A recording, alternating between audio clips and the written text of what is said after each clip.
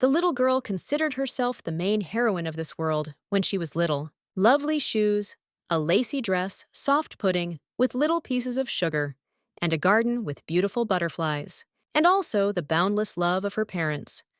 The little girl considered herself the happiest girl on earth.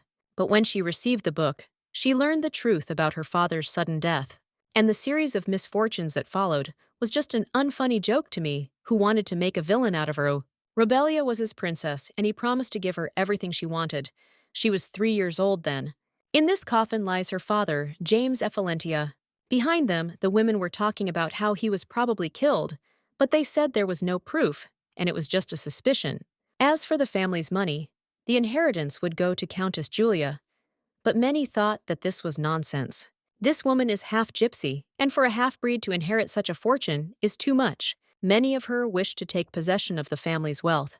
In addition, the will may be declared invalid. And then Malone Rebellia's father's brother and her uncle arrived. They all want to get a piece of the inheritance. Therefore, the gentleman said from afar that if she wanted to keep her mouth, she should marry him. She must understand that they are a family and must protect Rebelia. So the woman said she agreed to marry him. It was a great decision. Yulia had no management experience, so she had no choice. She only believed that this way she would protect her family and her daughter. Well, there was one condition: Rebelia had to inherit all the property. Uncle swore on the honor of the deceased James. However, soon after the wedding, Malone's true nature emerged. Julia refused to accept the family inheritance. Malone noted that this was very good, but something was missing. If the blood of his sample flows in this child, then it has a higher status than his. Julia screamed and asked how he could say such a thing to a child who had just recently lost his father. He is her uncle, after all. Malone convinced everyone that James is not Rebellia's father.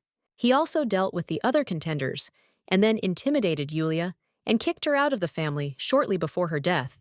Julia couldn't leave her daughter with him, so she agreed to lie about the baby's origin in order to escape from Malone's clutches. They and their daughter came to the outskirts to live there peacefully. At the age of 13, Rebelia fell ill with a strange malaria. Malone said that he had no need to save the child. He's yellow, so she'll die, and tells her not to forget that the only reason she's still alive is because of his reputation. Julia said that if he healed her, she would give him what had stunned him. He helped arrange for her to be admitted to a capital temple for treatment, although he considers them parasites. A generous and merciful aristocrat in public who received them with their mother. In fact, Malone considered them pests. The man's ex-wife came to them and said that because of her, she had to end the marriage with him, and even now he doesn't love her or her daughter. That's why she considered this woman a villain. Julia, who could not stand Josephine's bullying, lost consciousness. This surprised everyone so much that they even called a doctor. But Julia was ill for 2 months. Rebelia fell asleep on the move because she did not leave her mother's bedside. Suddenly, her mother said something to her, and the girl immediately woke up and was very glad that her mother had woken up. Julia! I asked my daughter why this happened to them, because she just wanted a quiet life for her daughter. Everything she wished for did not come true, and after that, the woman began to die. She talked about her daughter, that she believed in her, and Rebelia asked her mother not to talk anymore, because she was getting worse. Julia began to ask her daughter for forgiveness. She burst into tears, begging her mother not to talk. The woman did not understand at all where she had gone wrong, and after these words, she died. Rebelia cried very loudly and did not understand why this was happening to them and what they had done wrong. Shocked by her mother's death, Rebelia fainted, and then she learned about the existence of the original collection of secrets of this world. Now she knew the whole reason why her mother died. All the suffering was useless.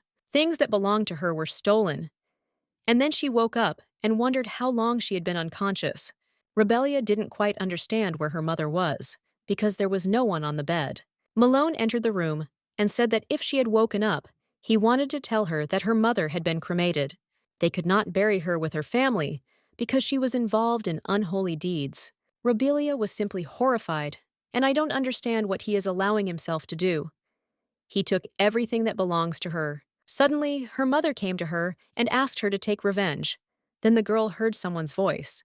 Perhaps it was just her imagination, asking her to take revenge, and then no one would leave her again. Mom asked her not to give away anything that was rightfully hers. Robelia decided that she would definitely take revenge, and then everything would return to its place. Robelia lay unconscious for 4 days, and great magic appeared to her. It was definitely gypsy magic. When they had already left the city, she saw her mother casting a spell to strangle a chicken. She never told the girl about the gypsies or about magic, but when in a dream she saw her with her own eyes. Gypsy blood boiled in her veins, and Robelia understood everything instinctively. The story in this book is real. The main character of the book was named Ina Malin's daughter and Robelia's cousin. And Robelia was the villain. She hated Aina because she thought that Milan and Josephine loved her with all their hearts. She mocked her in every possible way, but the worst thing was that she even used gypsy blood to cast a curse on her. Aina, tortured by Robelia, met the protagonist. They united against Robelia, and after all the events they even inherited Malone's enormous fortune. In this story, Robelia was the villain because it was written from Aina's point of view. But if it had been written by Robelia, it would have been completely different. Mom never told her about Milan's evil plans, nor that she was a real child of the Effalentia family. Robelia was too young to understand. Without this knowledge, she would have followed the written story, but not now. Everything will change, and she will take revenge on Malone. And to do this, she needs to prove that she is part of the Effalentia family. The real birth certificate has already been destroyed by Malone, but there is something he is not aware of. It is the baptismal document. She doesn't know where to look for him. Even in the book he is mentioned, only in passing, but she decided that she is going to him. And even if she becomes part of the family, she will be destroyed before she can do anything, so she needs an accomplice, someone who can protect her. There is already a person who would fit this role. 3 years ago, a fencing masters tournament was held. Aina asked her sister how everything was going and whether it was fun there, and also asked her to come to her more often. This girl is the daughter of a gypsy, and she came here without any shame. To corner an opponent and force him to surrender was very disrespectful on the part of an aristocrat, and no one understood at all how he could allow himself to do such a thing. Now everyone knew that the rumors of his ruthlessness were true. The rival was dead, Jade Parado, the head of the duchy. In the original, he was an opponent of the protagonist's policies and ideology. He's another villain. Robelia isn't sure she can count him as an ally. She remembered the contents of the book, well, no longer needed a draft, but she decided to at least try, since she had nothing to lose anyway. The estate of the Duke of Parado, an illegitimate girl of the Effalentia family, has come to them. She used a letter from Malone as a pretext to meet the Duke. She had to lie. Well, no one will suspect anything. She is constantly at the beck and call of noble families. The Duke turned to her and said that she had brought a letter from Count Effalentius. Red and cold, like blood and ice, his eyes, even under this suit, one can feel his barbaric nature. The same look she saw when she was 15. The Duke asked where it was and what was needed. The girl asked to sit down. The Duke said she could do as she wished, and that was where it would all begin. She said the delivery of the letter was a lie. The Duke was not surprised. He would not have entrusted the letter to the daughter of a servant. The girl noted that he still let her into the house, and this meant that he wanted to listen to her. That's right! He was just curious why an illegitimate daughter and family would come to him and even lie, fearing being caught. Robelia said she was there to make a deal with the Duke. The Duke remarked that he did not think she had anything for him, but he agreed to listen to her, and then decided to ask what she wanted. He also wonders what she can give him. In return, Robelia has heard that the Duke of Parado's family supports teenagers with promising futures, and she wants to be one of them.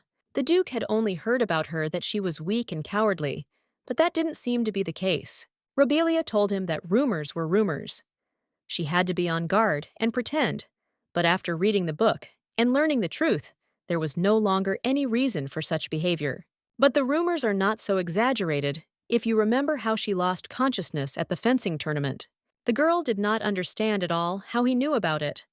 The Duke noted that she had caused quite a stir, and immediately after his victory, the lady forgot her hat and the sun was too strong. The Duke decided to agree with her anyway. Then he wants to talk about what she can give him. Robelia said she could solve his biggest problem. This is independence from the royal family. The Duke said that she should not say that she can return his relics, because everyone thinks that he is only with them and dreams. But it is a lie. The lady said that she knew about it, and this surprised the gentleman. He asked again, and she confirmed it again. And then Rebelia said that most of all the Duke wanted to get rid of the curse of distant lands. At that very moment, the Duke took out his sword and put it to the woman's throat. He asked in horror who told Rebelia about this. He was shocked, and that was great. The Duke was surprised that she was smiling. The lady thought that he was afraid to fall asleep at night, because he is afraid that the witch will come and devour him. In the past, obeying the emperor's order, he led the attack. But he was attacked by Timur, who commanded magical creatures, and he lost his mind in that battle. A terrible curse that makes you cease to be human.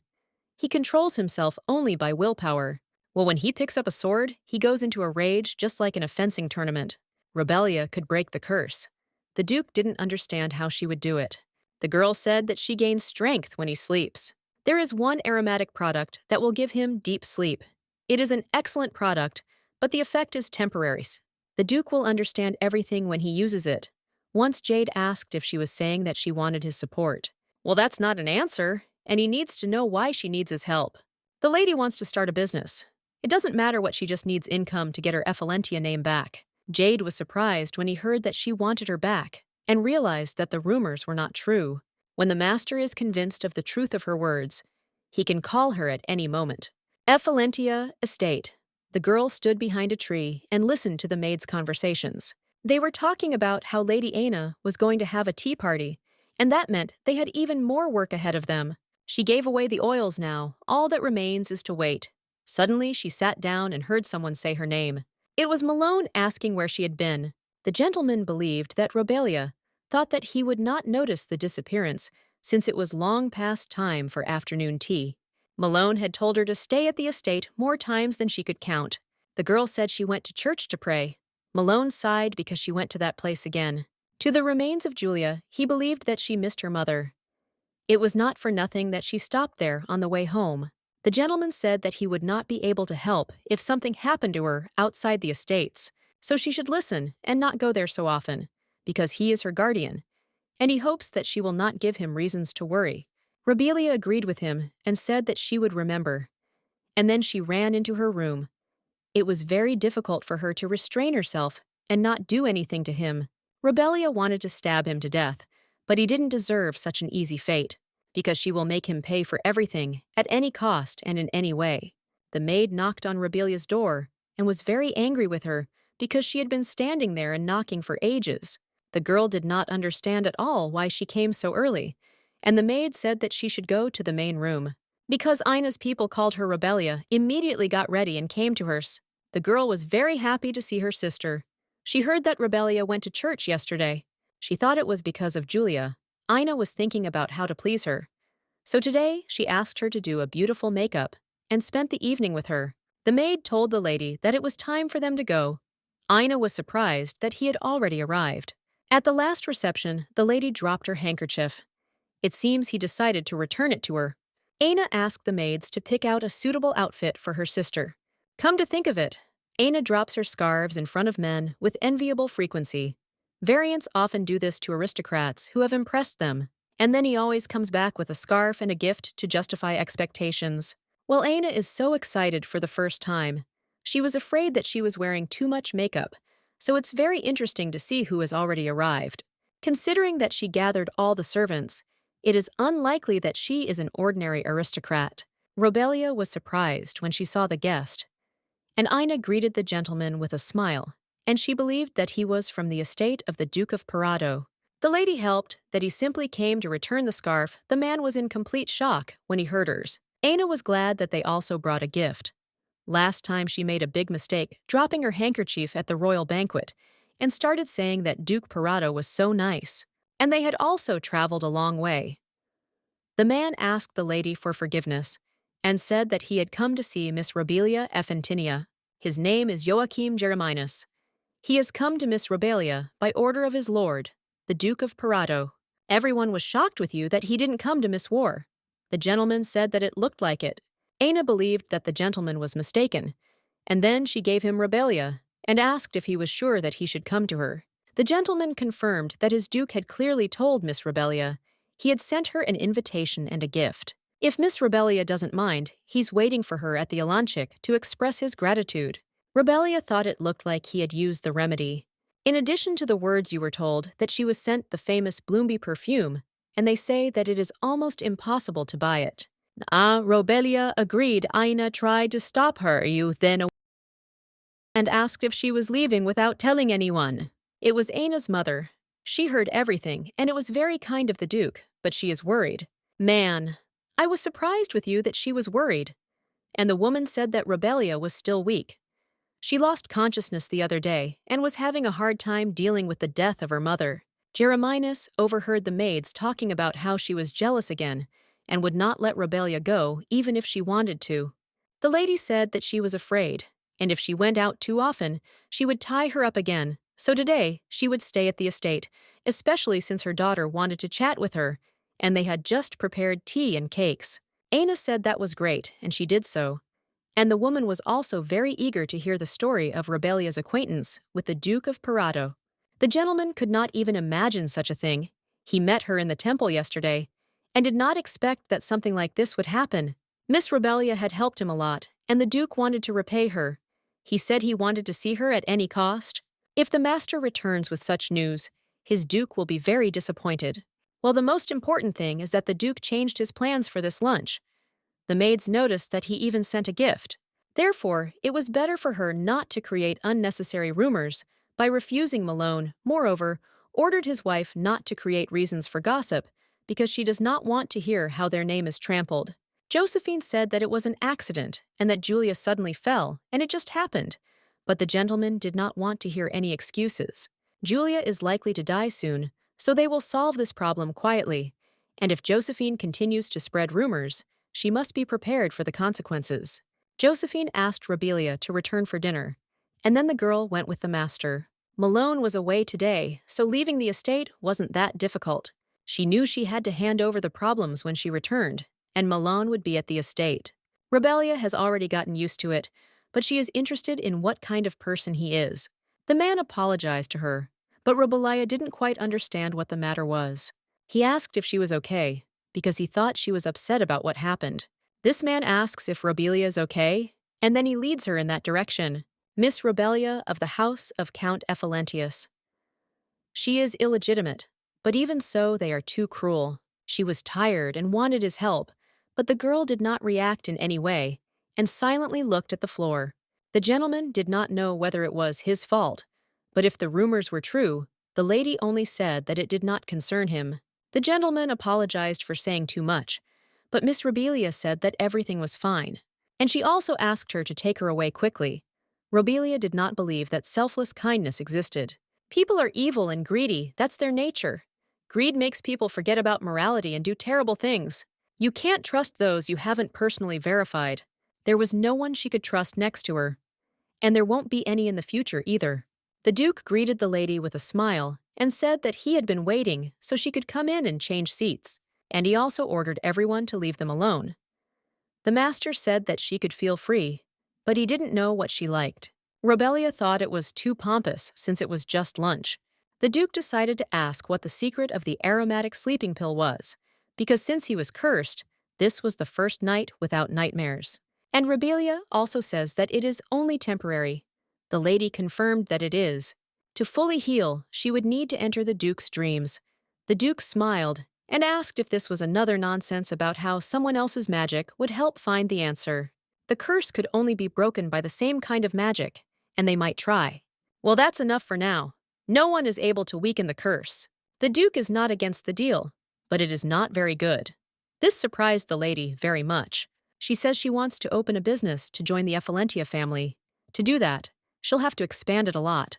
At first, she will be able to hide her identity, but as the business grows, everything will become clear, and then she will become a target for the aristocracy. Of course, this also applies to the Ephalentia genus. But she is ready for this, that's why she needs a sponsor.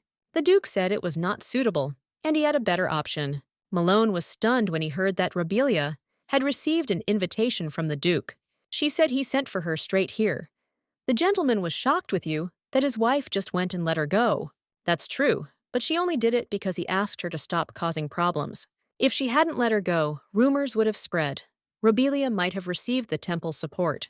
The Count could not believe it, and did not even know how in this universe Robelia could help the Duke. This can't be, Julia told Robelia before she died. Malone must find out what she knows. The maid informed Sir that Robelia had returned just in time, so he asked her to tell him to come to the library immediately. The maid informed her that she had not come alone, but that the Duke of Parado was also here. All the maids were shocked, because did the Duke really see Parado? But for some reason, he was with Robelia. It is a great honor to see him here. The Count asks forgiveness for not having greeted him properly, because his language was a surprise to them. Jade informed him that such trifles did not bother him, and the Count felt relieved. While Malone was away, he invited Robelia to his estate. Actually, this is the reason for the Count's visit. He wants to take Robelia to his home. The Count said that he could not accept his offer, after which the Duke asked why Malone said that he would rather know why the Duke had decided to take her in the first place. The woman is simple. The Duke saw Robelia in the temple and fell in love at first sight. Then he proposed a marriage of convenience to her, with the legend that they had accidentally met in a temple and fallen head over heels in love with each other. And he secretly took her to himself. Robelia said that he should hold his horses, because he was so stupid to believe such nonsense. The Duke was sure that he would believe it, because he knew Jade Parado's reputation. So the lady agreed. It was very strange for Robelia that she agreed so easily. She also had the same idea, instead of breaking the curse, to enter into an arranged marriage for 3 years. Well, now she is just a commoner and illegitimate child, which everyone knows very well. Aristocrats care about origins. They will never accept her. The Duke waited for his lady's answer, so she agreed, and they decided to enter into a marriage contract. They had a wonderful time together that day, and with every second, his feelings for Robelia grew stronger, and he would like to do everything possible for her. Robelia did not even expect such a good game from him. Malone apologized and said that he had heard rumors about him. It seemed that there was no person left who had not heard about it. There are always groups of girls around the Duke, and he changes them like gloves. A famous heartbreaker, a real playboy. He is a very dissolute man, holds on to trying in every way to get rid of the pressure from his family, which was forcing him to get married. Robelia trusted him and follows, but she is very afraid that sooner or later everything will change. Malone said that they are not related by blood. She is still a child whom his brother loved with all his heart. If something happens to her, he doesn't even know how he will look his brother in the eyes after death. He will call his brother. He must take care of this child with all his might. Malone was sure that the Duke could not continue to be stubborn after these words. He decided to lock her up when the Duke left, so that she wouldn't even think about escaping. The Duke asked him how he would feel about becoming her patron. He knows that Parado supports teenagers with a promising future. Jade will add Robelia to this list and write her a letter of recommendation that will allow her to enter the academy. If Uncle really wants the best for her, then that would be true concern. It worked. Malone would never have let her marry him for love. He deliberately provoked Malone and declared himself her patron. This plan was Jade's idea. Now he can't refuse, because he said earlier that he must take care of this child with all his might. However, it is necessary to be completely sure Malone is worried whether she knows the truth or not. To finally remove suspicion and anxiety is what he wants. So she will answer this question. Robelia knelt before the Count and said that she would stay in Ephalentius's house. The Duke was simply horrified and asked what she was saying. When she and her mother had nowhere to go, it was the master who took them in. So she asks for forgiveness for causing such a commotion. If the master does not allow it, she will break all ties with the Duke of Parado. The Duke didn't expect things to turn out like this, and next time, she should warn about it. Robelia promised to try and improve over time. They dealt with the Count, and now she needs to enter the academy. Usually, female students live in a dormitory, but if she goes to meet someone, she doesn't have to spend the night there, so she can leave before nightfall and head to his estate. Jade completely forgot that she had no luggage, so he would send someone to get it later. Robelia said there was no need. She had her mother's favorite pendant with her, which she never parted with. Everything she needed was already with her, so the Duke decided to discuss further actions. If she wants a business on the level of the Ephentia family that will require serious investment, the Duke will help her at first, but that does not mean that she can use the Duke's money forever. The Ephalentia family business consists of 4 parts. The first is gold and gem mining. The second is rail transport through the industrial capital of the empire. The third is income from renting houses and land owned by the family. And the fourth is related to the purchase and sale of bonds. It will be difficult to destroy all four parts, and the Duke is not interested in this. He will not give much money. The Duke decided to find out where she intended to get money for her business. Robalia said that she would have an investor, and that investor will be Her Highness the Queen. The Duke was very surprised. And then I decided to ask again if he was telling the truth about the Queen, because it couldn't be so. Robalia agreed that it was not that simple. This path would allow one to gain not only money, but also influence, but it was more difficult than the others. That's why the Duke is interesting, why there is not a drop of doubt in her gaze. The Duke asked if she would promise him something, and then she would gain his trust if she agreed. You want her to devote herself to him in general. It's a pity, but she doesn't need that. Robelia could rely on me for that, and since that was the case, the Duke suggested that she try another way. She must not betray him, and if she does, she must be sure that she will not see life. Robelia noted that even without trust, they had a common path, so there was no need to worry so much. The knight asked the lady to help her and waited until she extended her hand to him. Robelia was sure that it was normal for me to fall on my knees in front of her for nights. It was normal, but still strange. Well, the Duke asked to be allowed to do it. He said that Robelia didn't even know how happy he was to be with her. The girl remembered that they were playing lovers, so she reciprocated his feelings. Robelia told him that she was also happy, and this made the Duke very surprised. And then he suggested going inside. The butler was very glad to meet him. He is Geralt, the head butler of the estate. This maid will be Lady Robelia's personal servant. If she is bothered by anything, she can inform him personally. The Duke was shocked that she could have such an expression on her face. The maids were talking about whether they saw the Duke's reaction, because he never took his eyes off her. It was such a piercing gaze. One of the maids decided that they would soon part ways, and that it wasn't even worth paying attention to. It's not at all clear why she did it. Perhaps this woman is some celebrity. Meanwhile, the butler led her into the room and wished her a good rest. She is the footman's daughter, or stepdaughter. They spoke so loudly, and the lady understood that the butler heard. She continues to pretend that they do not notice. The maids thought that this woman could disfigure the Duke's face, and when the mistress came in, they immediately said that they were just cleaning here. Robelia said that she was going to have dinner with the Duke, so she asked for help in preparing. Of course they weren't against it. You can't say it, but it's obvious what everyone is thinking. Robelia isn't going to play the good girl in front of him, and she won't worry about trifles. The maid was horrified with you that she had broken such an expensive thing. She didn't even know where she would go if she was fired. The mistress said she had had enough, and the maid tried to argue with her. Robelia said she just wanted to be alone. The maid said that the mistress could call them if there was anything she needed. It seemed they had made a terrible first impression, and she had certainly heard everything. The mistress said that if the maid is worried about a broken cup, she can say that the mistress broke it. Now Robelia will live in a dormitory. Aina asked her father why.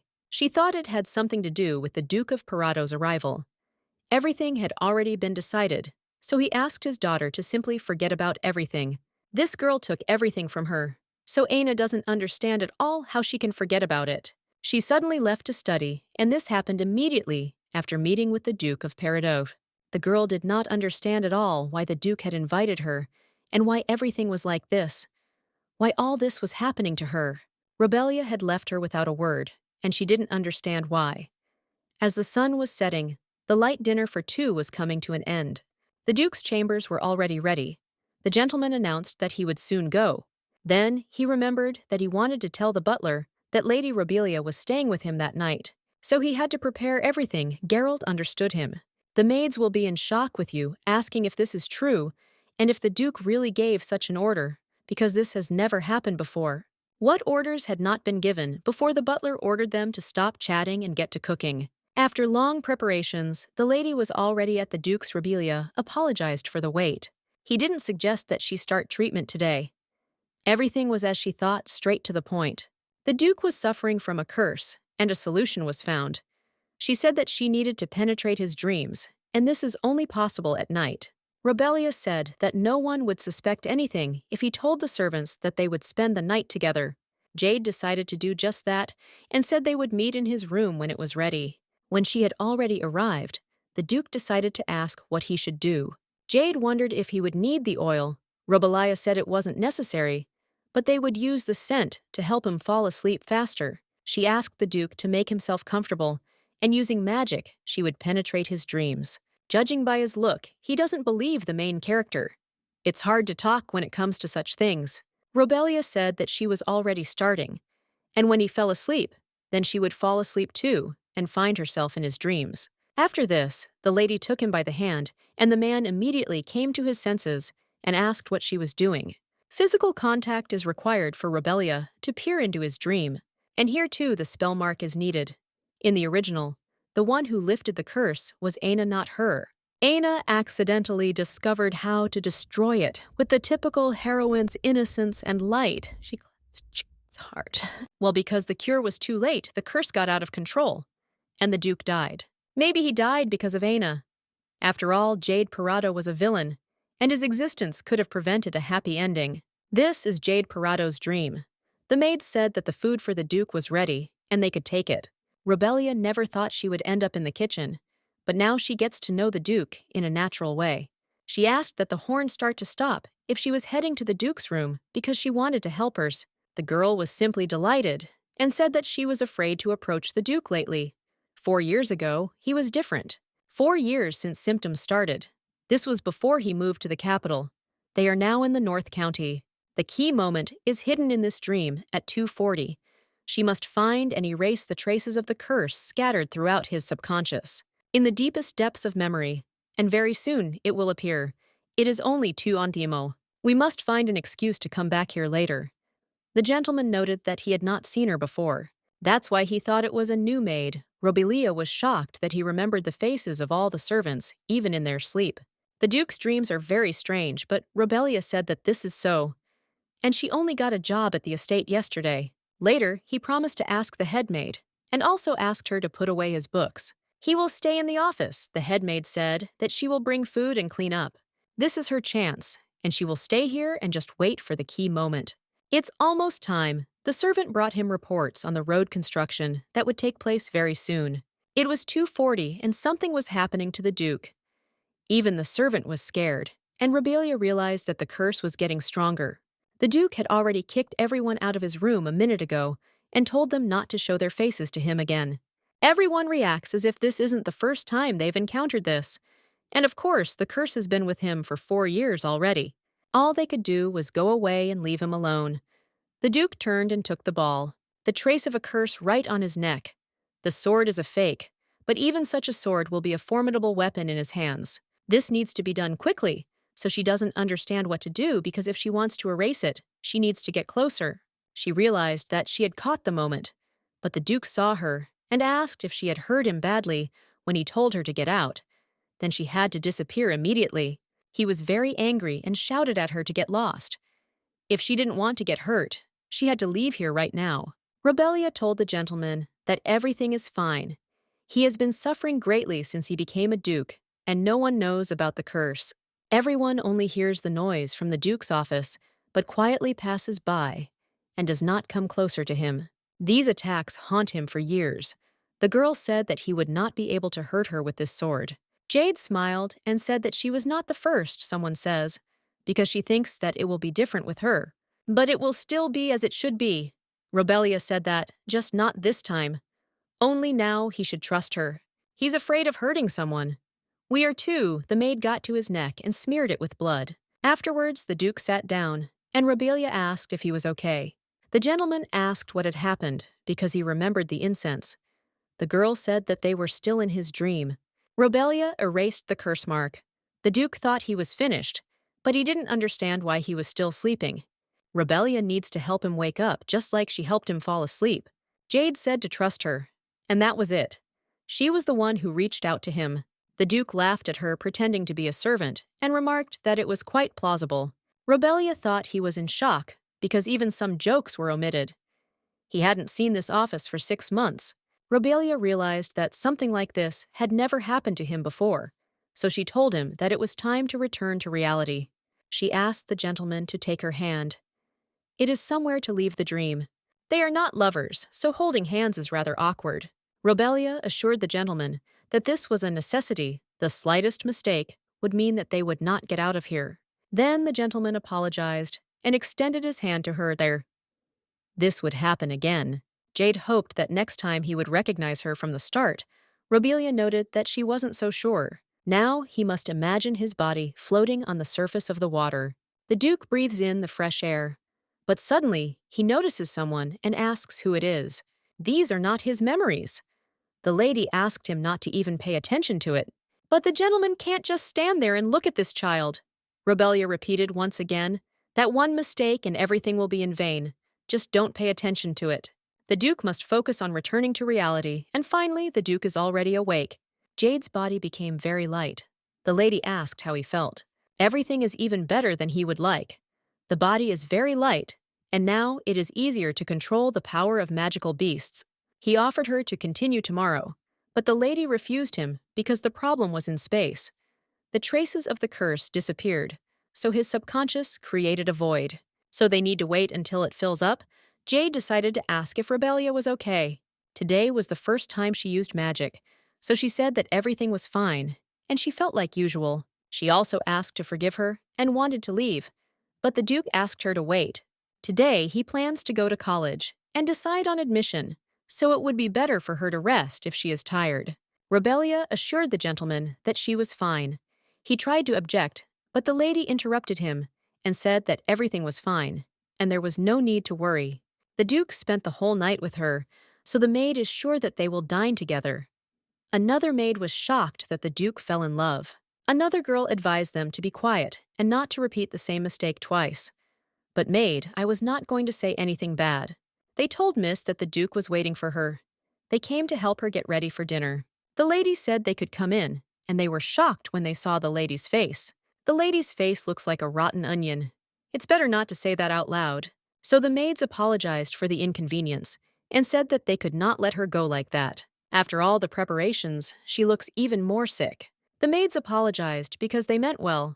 One of the maids asked permission to send the makeup.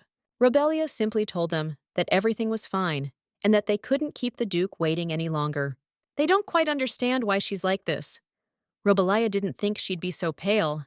Entering sleep takes a lot more energy than you might think. Robelia was there fully conscious, so she did not rest all night, and suddenly someone called out to her. It was Jeremias. The man was very surprised by her face and thought that something had happened to her during the night. The knight asked if there were any problems in the estate or if the maids were doing their job carelessly. The lady said no, and they are very nice to her here. No torture or abuse, so it will do. The maid simply doesn't give a damn, like she's a girl who will soon be thrown out. Well, that's even better.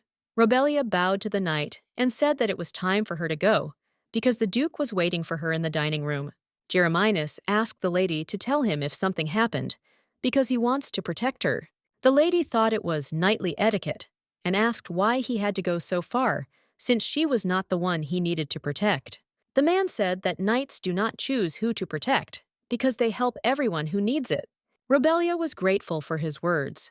She didn't need help, and she wouldn't ask him for it, because she might start relying on a person if she gets used to it, so she decided to go quickly. Even if his kindness is sincere, it will be an obstacle on the path to revenge. Robelia would never allow herself to be betrayed. The Duke had expected her to look tired. It's the third time, so the lady was shocked that it was that bad. She told me that breaking the curse would put so much pressure on her. Robelia was simply conscious all night, even though she was asleep. The Duke didn't think it would hurt her so much, so he was even a little upset. To dilute the conversation, he decided to ask if the room was suitable for her, and the lady replied that it suited her perfectly. The gentleman said that she could tell Gerald if she wanted to buy anything else, and she would also be sent to the eastern building of the academy. Robelia, he will be yours. The gentleman said that the academy is divided into eastern, western, and northern, and she will be in the eastern one. There are many of Parado's close associates there, and it will be much calmer for him. And there is also Alain Legretina's half-brother. Alain Legretin is a minor character in the original story.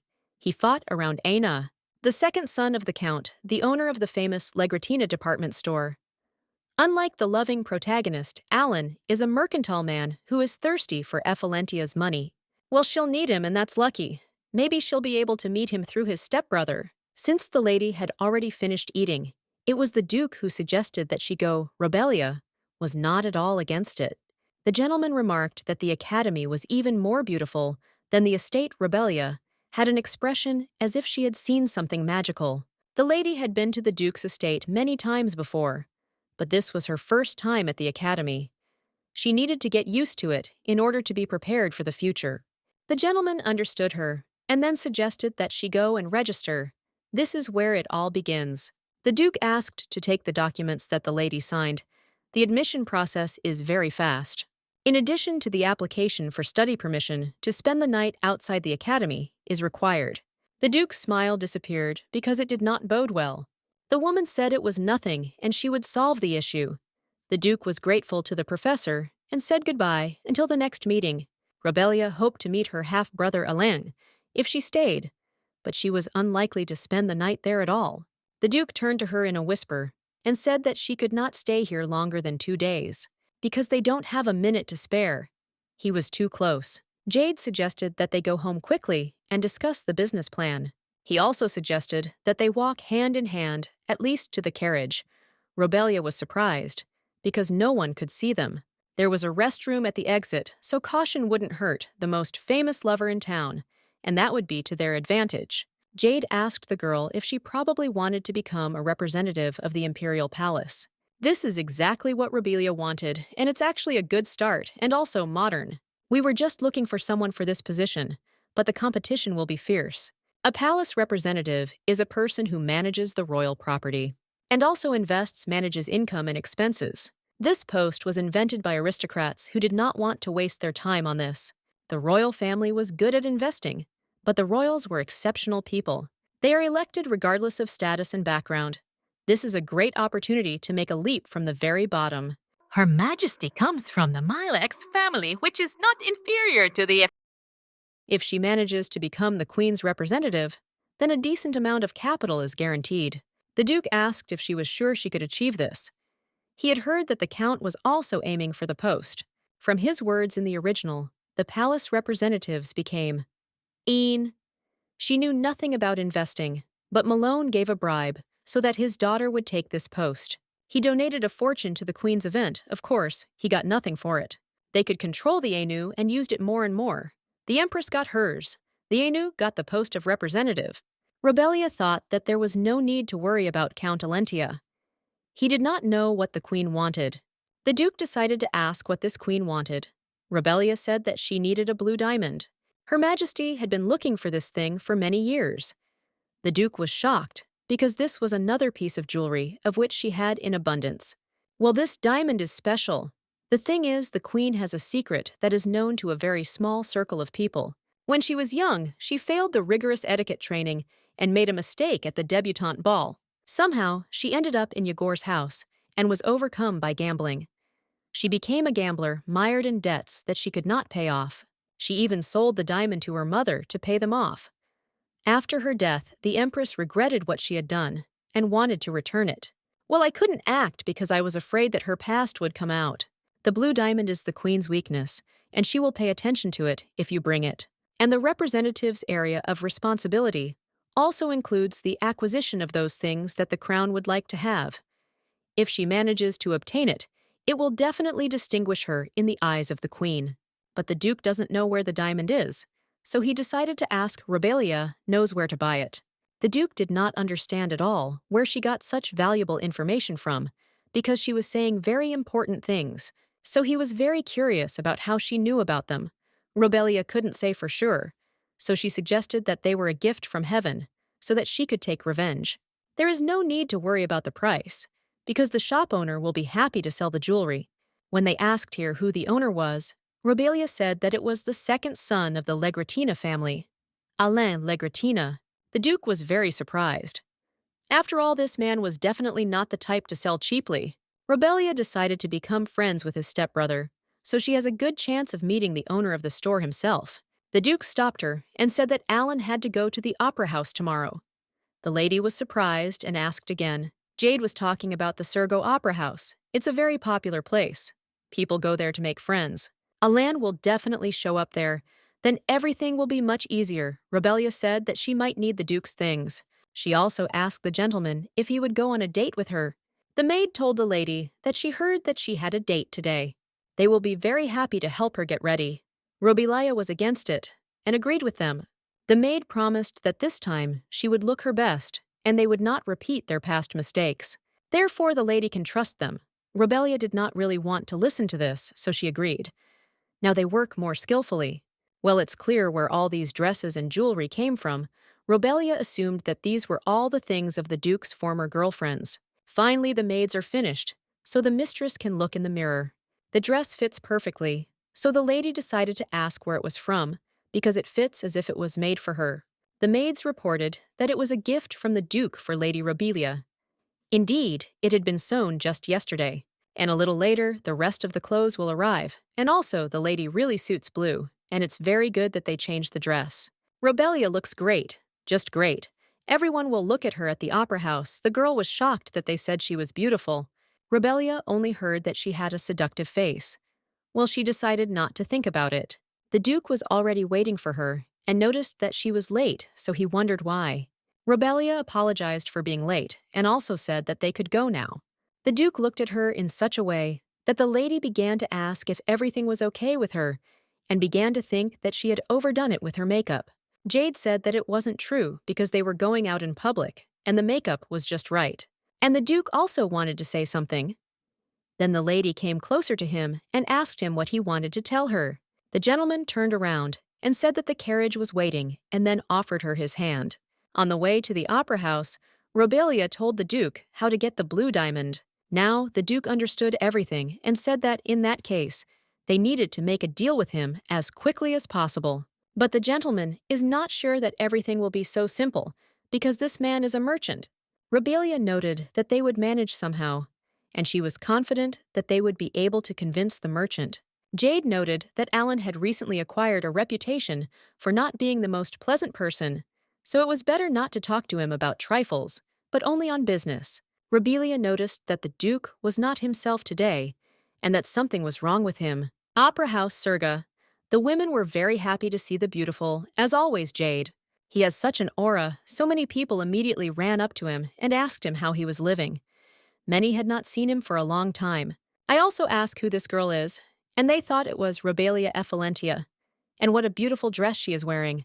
All the men were enchanted, and one of the girls heard that she was the daughter of a gypsy.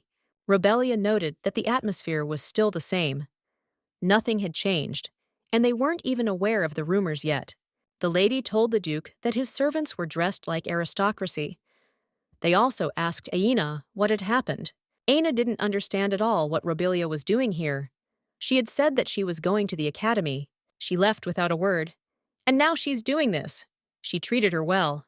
The girl told her to hold the notes more carefully because she covered them with her fingers and wanted to ruin her performance. Aina approached her and said that her sister did not mean anything in this sense, but just like that, so she asked for forgiveness.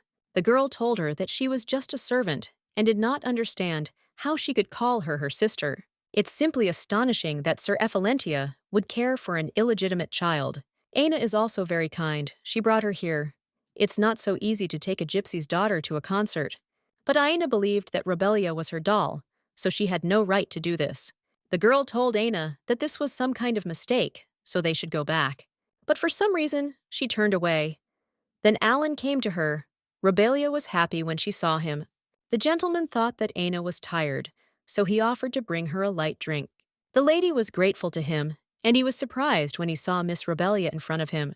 Alan said they hadn't seen each other for quite some time, and the girl remarked that they hadn't seen each other for a very long time. Better minor character, Alain Legreton. He thought she was a maid because her friend Aina told him so.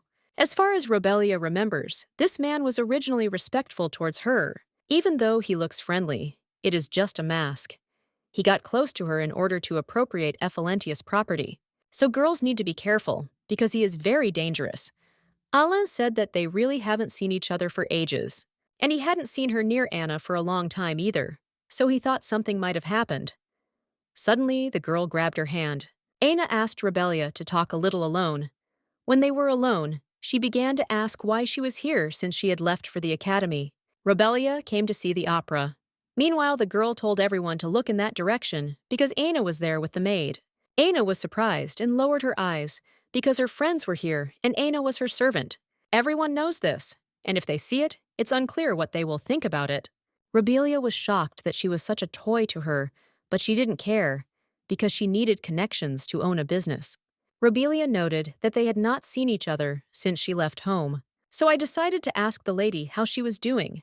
Her friends were shocked like you that this girl is no longer a servant. If she left the house, then they are no longer connected.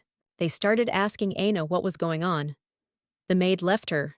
The Duke was delighted when he met Rebelia, and immediately offered her a seat, and the lady did not refuse. The guests do not understand at all what is happening and why the Duke is accompanying her. Perhaps they are together. Aina couldn't stand it, so she shouted that she lent the maid to Duke Parado because he said he needed a maid. Well, they didn't understand at all why the Duke was hanging around with her, so much so they weren't sure that Aina was telling the truth. Rebelia didn't quite understand why she was burying her head in the sand. She needed to clarify the situation. The Duke asked Miss Aina what this meant, because she said that Miss Rebelia was serving him. Her father officially gave his consent for Rebelia to date him. Aina was in complete shock when she heard about it. Jade asked her to spread false rumors. Rebelia is an illegitimate child who was taken in by Count Effalentia.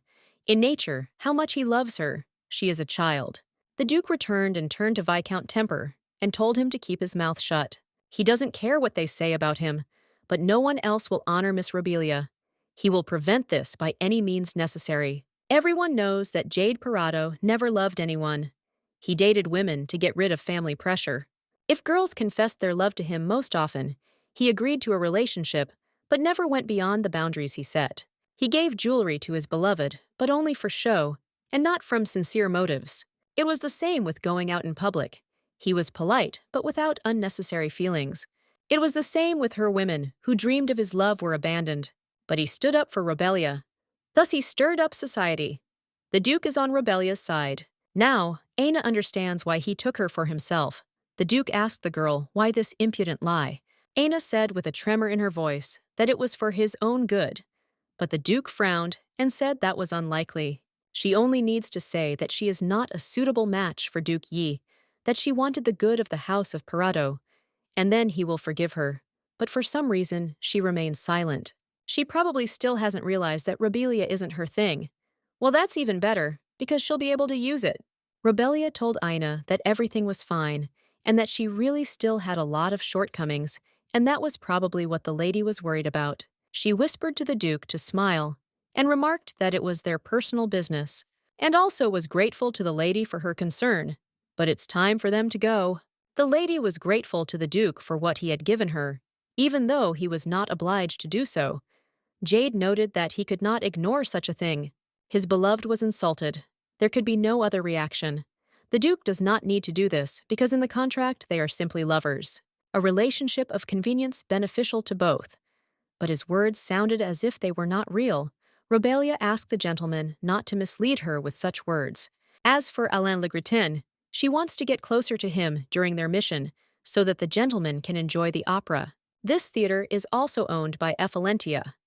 The Duke knew about it. Holy man, the Count had turned the theater into one of the most beautiful places in the capital, and it was no secret that he was involved in real estate. This is why Effalentia is so strong, so it seems that she wants to take back this place. The founder of their family is James Effalentia, and Rebelia must return everything created by her father. That's why the girl said she wanted him back, and she would take everything from Malone. This is simply wonderful, and for a start, the lady wants her target to be Alain. The mission begins. The man noticed that the miss looked shocked, so he asked if everything was okay. Aina told him not to worry, because she would immediately return to her when she could not fit into high society. Everyone thinks that Aina is worried about the maid. If you just look, there are a lot of people around her. And Rebelia also knows that she is worried about her, so she will forgive her and go back to her old ways. Suddenly, the lady wondered where everyone was looking, and then realized that their gazes were focused on the Duke and her maid. Jade whispered to Rebelia that all eyes were on them, And that was exactly the case. A gypsy's daughter and a duke whose power is second only to that of a king. We must get down to business while all this attention is being paid. Mistakes cannot be repeated if she wants to develop her business. Aina did not quite understand what had happened and why she came here. Aina asked her sister to come closer to her because she was now talking to Alain. Rebellia turned to the master and asked if she was free to be with him. She decided to humiliate Aina in front of all the aristocrats. Aina, in shock, asked Rebellia if she really looked down on her. Rebellia ignored her sister. The mistress noted that the lady was there and the girls were glad to see her, and added that they had not seen each other for a long time. One of the ladies offered to chat with them, and Rebellia decided not to refuse. She is no longer Aina's servant, so there will be a chance to get closer to the Duke. Jade was glad it worked. Rebellia said that not being seen as a servant was already an achievement, and also asked him to be a normal silent Duke. Aina thought that Rebellia should be able to keep her distance properly, even though she is her mistress, but she is not going to forgive. Aina noted that she did not expect such a surprise, and also asked the gentleman to continue his story. Alan is thinking about selling the new gems in his shop. She heard that he brought a lot of jewelry from the night auction. This time, there really were a lot. She would have liked it for sure. For example, the ruby necklace that Queen Revan wore for her coronation. Aina was shocked and said that she would really like to see it at least once. Aina hoped that Rebellia realized that this was a conversation between aristocrats and that she had no place here. The Duke couldn't figure out whether she liked Alan or not. Rebellia only told him that no one could know about it, because once she got the blue diamond, she wouldn't care what kind of relationship they had. Well, now she needs to talk to him, so she turns to him and asks if he has ever bought a gem that can blind. Rebellia would like to have something similar, unique, and at any price, so she asked him if he had anything in mind. Aina was sure that she wouldn't be able to buy it anyway, so she really wanted her to stop bothering her. Aina turned to Mr. Allen and said what she was talking about. The man was going to ignore the child without power, but it seems that the Duke is on her side. The blue diamond that Jade Parada will buy, and you will probably be a gift for his beloved. Aina turned to the mister again. He immediately spoke to Rebellia and said that he was asking for forgiveness, but could not help her in any way. He doesn't have such gems, and this made the lady very surprised. The Duke apologized for helping her get what she wanted. Rebellia remarked that there was nothing strange about this, so the Duke asked her what they were going to do. The girl said there was no need to worry, because this was just the beginning. He took the bait. All that was left was to wait. Rebellia said she wanted to get some fresh air, and would be back soon. The Duke didn't mind. While she was breathing fresh air, someone suddenly spoke to her. When she turned back, she saw Mr. Allen there. Was it his imagination, or was it the atmosphere around her that had changed? Work first, gems first. He thought it was all because of the blue diamond. Rebellia said that was exactly it, and the only stone needed was that one. The gentleman asked if she would want him even if he was cursed by God himself. A businessman, but much cleaner than she had imagined, he could sell him without a word. The lady thought it would be better if he was even more unique. Alan turned to the lady and said that he was not joking. He tried to say something else, but Rebellia told him that she knew everything. A blue diamond in the shape of a drop, which brings only troubles to its owner. Alan didn't see how he could sell it. Rebellia pointed out that he had bought it at auction, and I thought that the curse was a fiction. But after acquiring this gem, a catastrophe is approaching. It started small and gradually got worse. A derailed train that killed an entire family. He had an incident with the carriage recently. Bad luck will overtake the mister, and she is not at all surprised by this. After all, the curse on this stone is pure truth, and the owner could try to throw it away. But this diamond can only be exchanged. No matter how much you get rid of it, it will return to its owner. But he can't sell it to you, because he bought it at an illegal auction. Alan realized that the lady knew everything, that's why she came up to him. The gentleman is trying to sell it illegally and is afraid that the curse will catch up with him. A cursed decoration in a store, and even purchased illegally, it will be the end of the business. Alan wants to hide this diamond from others, so he talks to her away from prying eyes. Alan wanted to ask what she wanted, and the lady asked him to let him help. In order not to sell the blue diamond for next to nothing, she will buy it back for 15 times the purchase price. Alan wants to sell this stone at any price. He asked his father if the diamond is the cause of all their troubles. Father asked him not to joke, so because the cargo was damaged, he says that the train derailed because of this stone. But the boy was sure that he was definitely cursed. His father thought he was a fool. It seemed that he didn't even understand the basics of business. He didn't raise him like that. He bought it for the price it would fit in, and now he wants to sell it for next to nothing. Does he really believe in this nonsense, or is he just a child? If he can't sell it from the display case, he can at least recoup the money he spent. A place in the Legritton family must be earned. He finally got there. Even as a child, he had great intuition. From a young age, he knew how to get close to people in order to get what he wanted from them. Alan Cross. And the field of activity was constantly expanding, and he clearly knew which way to go. His intuition has never failed him, and he is sure that the diamond must be gotten rid of. Father decided to threaten to disinherit. He must do it.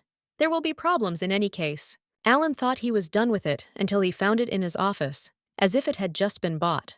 Alan didn't understand why this was happening, because he had definitely thrown it into the sea.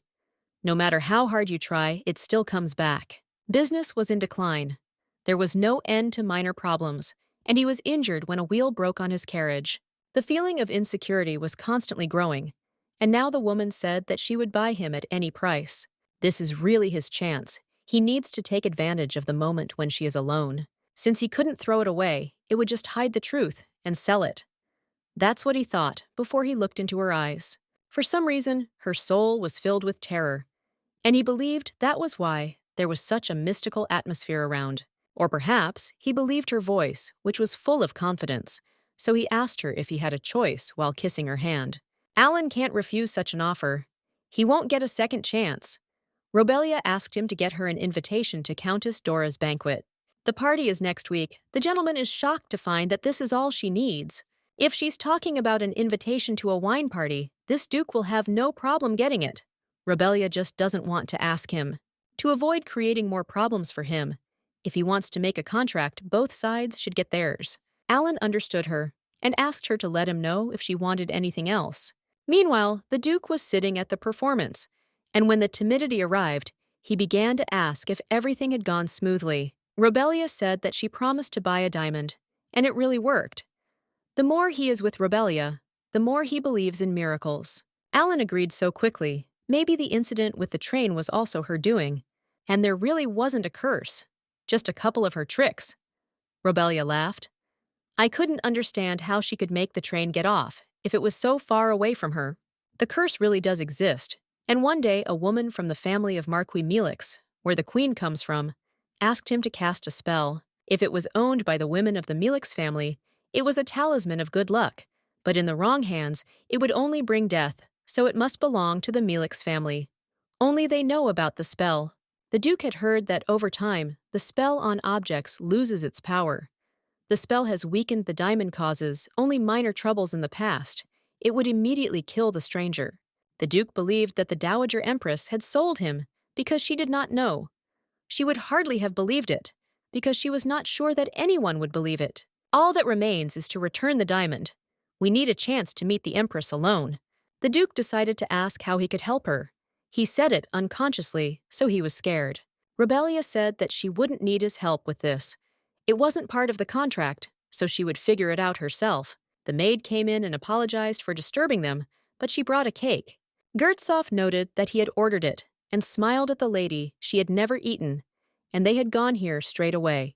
At the estate, she always eats little, but she never refuses sweets. Every time he pays attention to it, Robelia was very surprised, because until that moment, no one knew that she liked sweets. This kindness seemed so strange to her, perhaps even sweet. Both the cake and his attention. While there are more important things now, you can't be distracted from revenge by such trifles. The lady said that it was not necessary to be attentive to her, but she was grateful for the cake and would eat it with pleasure. The duke was pleased to please her, and also said that she could enjoy the rest of the show. Only now did Jade realize that he had been trying to please her. A week later, the maids did it, but it turned out very beautiful. The invitation to the distinguished party is ready, and the lady is also ready, so she said that she will return soon. The gentleman asked Robelia if she knew that they would now live together. Aina was very happy because now she would have a sister and they would live happily ever after. Malone asked his daughter what it all meant. Because Robelia is a dirty, illegitimate child, so there is no need to consider her as a sister. In the future, Ina may become an empress, and all thanks to Dad, and she will be just a servant. So his daughter can practice controlling people over her.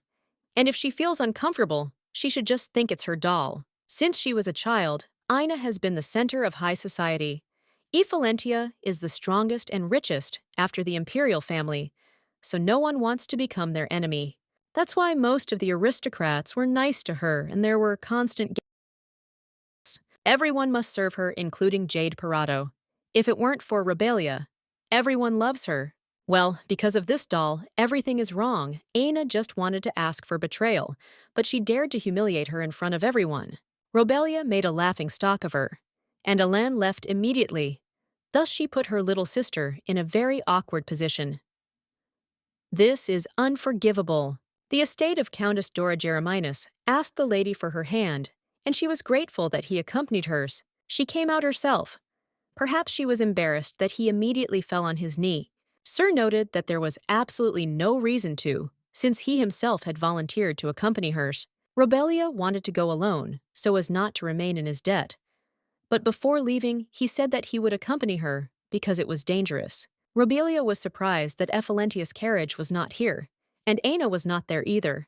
The maid said that she heard from another maid from the Ephelentia estate that Aina would not be at the party. It was unexpected she refused when she found out that Robelia would be there. For some reason, Aina is very capricious. Or will she finally leave the lady alone? The plan remains the same anyway. Mr. Jereminas asked the lady to be careful, because he will be waiting with the carriage. He seems genuinely worried. There is pure goodwill in his eyes. He is afraid that she will feel uncomfortable, so he keeps his distance. He is very attentive. The lady said that she would return soon, and said goodbye to the night Miss Robelia arrived. Everyone was shocked with you that this illegitimate girl from Ephelentia allowed herself to do such a thing. Many couples did not understand where she got the invitation here. She is the Duke of Parado's mistress, so she gets what she wants. Well, many predicted that they would not be together for long. Suddenly, Robelia looked in his direction, and the man was very scared. The theme of the party is music and poetry, and many people look scared there. That man has dark brown curly hair, black eyes. It looks like he is her target today. The Countess was grateful to everyone for coming. This is Helen Dora, Countess of the Dora family. The theme of this party is music and poetry. The Countess did not know what to say next. Maybe she should thank him, but she already did that, so she asked for forgiveness. Helen Dora is a close maid to Her Majesty. Most of the Queen's maids have influence in high society, but she is not good at hosting parties. She has a weak character that is not suitable for high society. Just a good friend of the Queen, nothing more, nothing less. Well, it will be easier to get closer to her. Her older sister Florence. Florin turned to her and asked if she was still nervous in front of the whole crowd. Florin can't help her forever, but she still told her sister to go to the hall. Because she's acting like a child, Helen organized a party. But for her it's new, so Florin apologizes.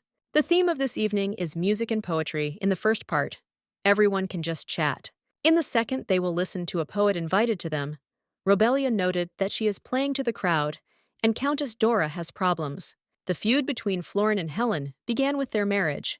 Helen and Count Dora were dating and were planning to get married. He proposed after 5 years of dating. She happily agreed and began preparing for the wedding. The problem was that Florin was still unmarried, and it was considered a great disgrace in society to marry later than her younger sister. So Florin began to compete with Helen at every meeting. She wanted to take revenge for the shame she had suffered, taking part in her parties and making her look ridiculous. She was destroying her reputation. Florin said that she was getting older, but still had the same intelligence, so she did not understand at all how she managed to get married. Years have passed since this happened, but the sisters' relationship has not improved. Helena can't send her away. If only there was a way to restore her reputation. Suddenly, Robelia came up to her and asked if she would mind if she helped her. She finally found the real organizer of the party.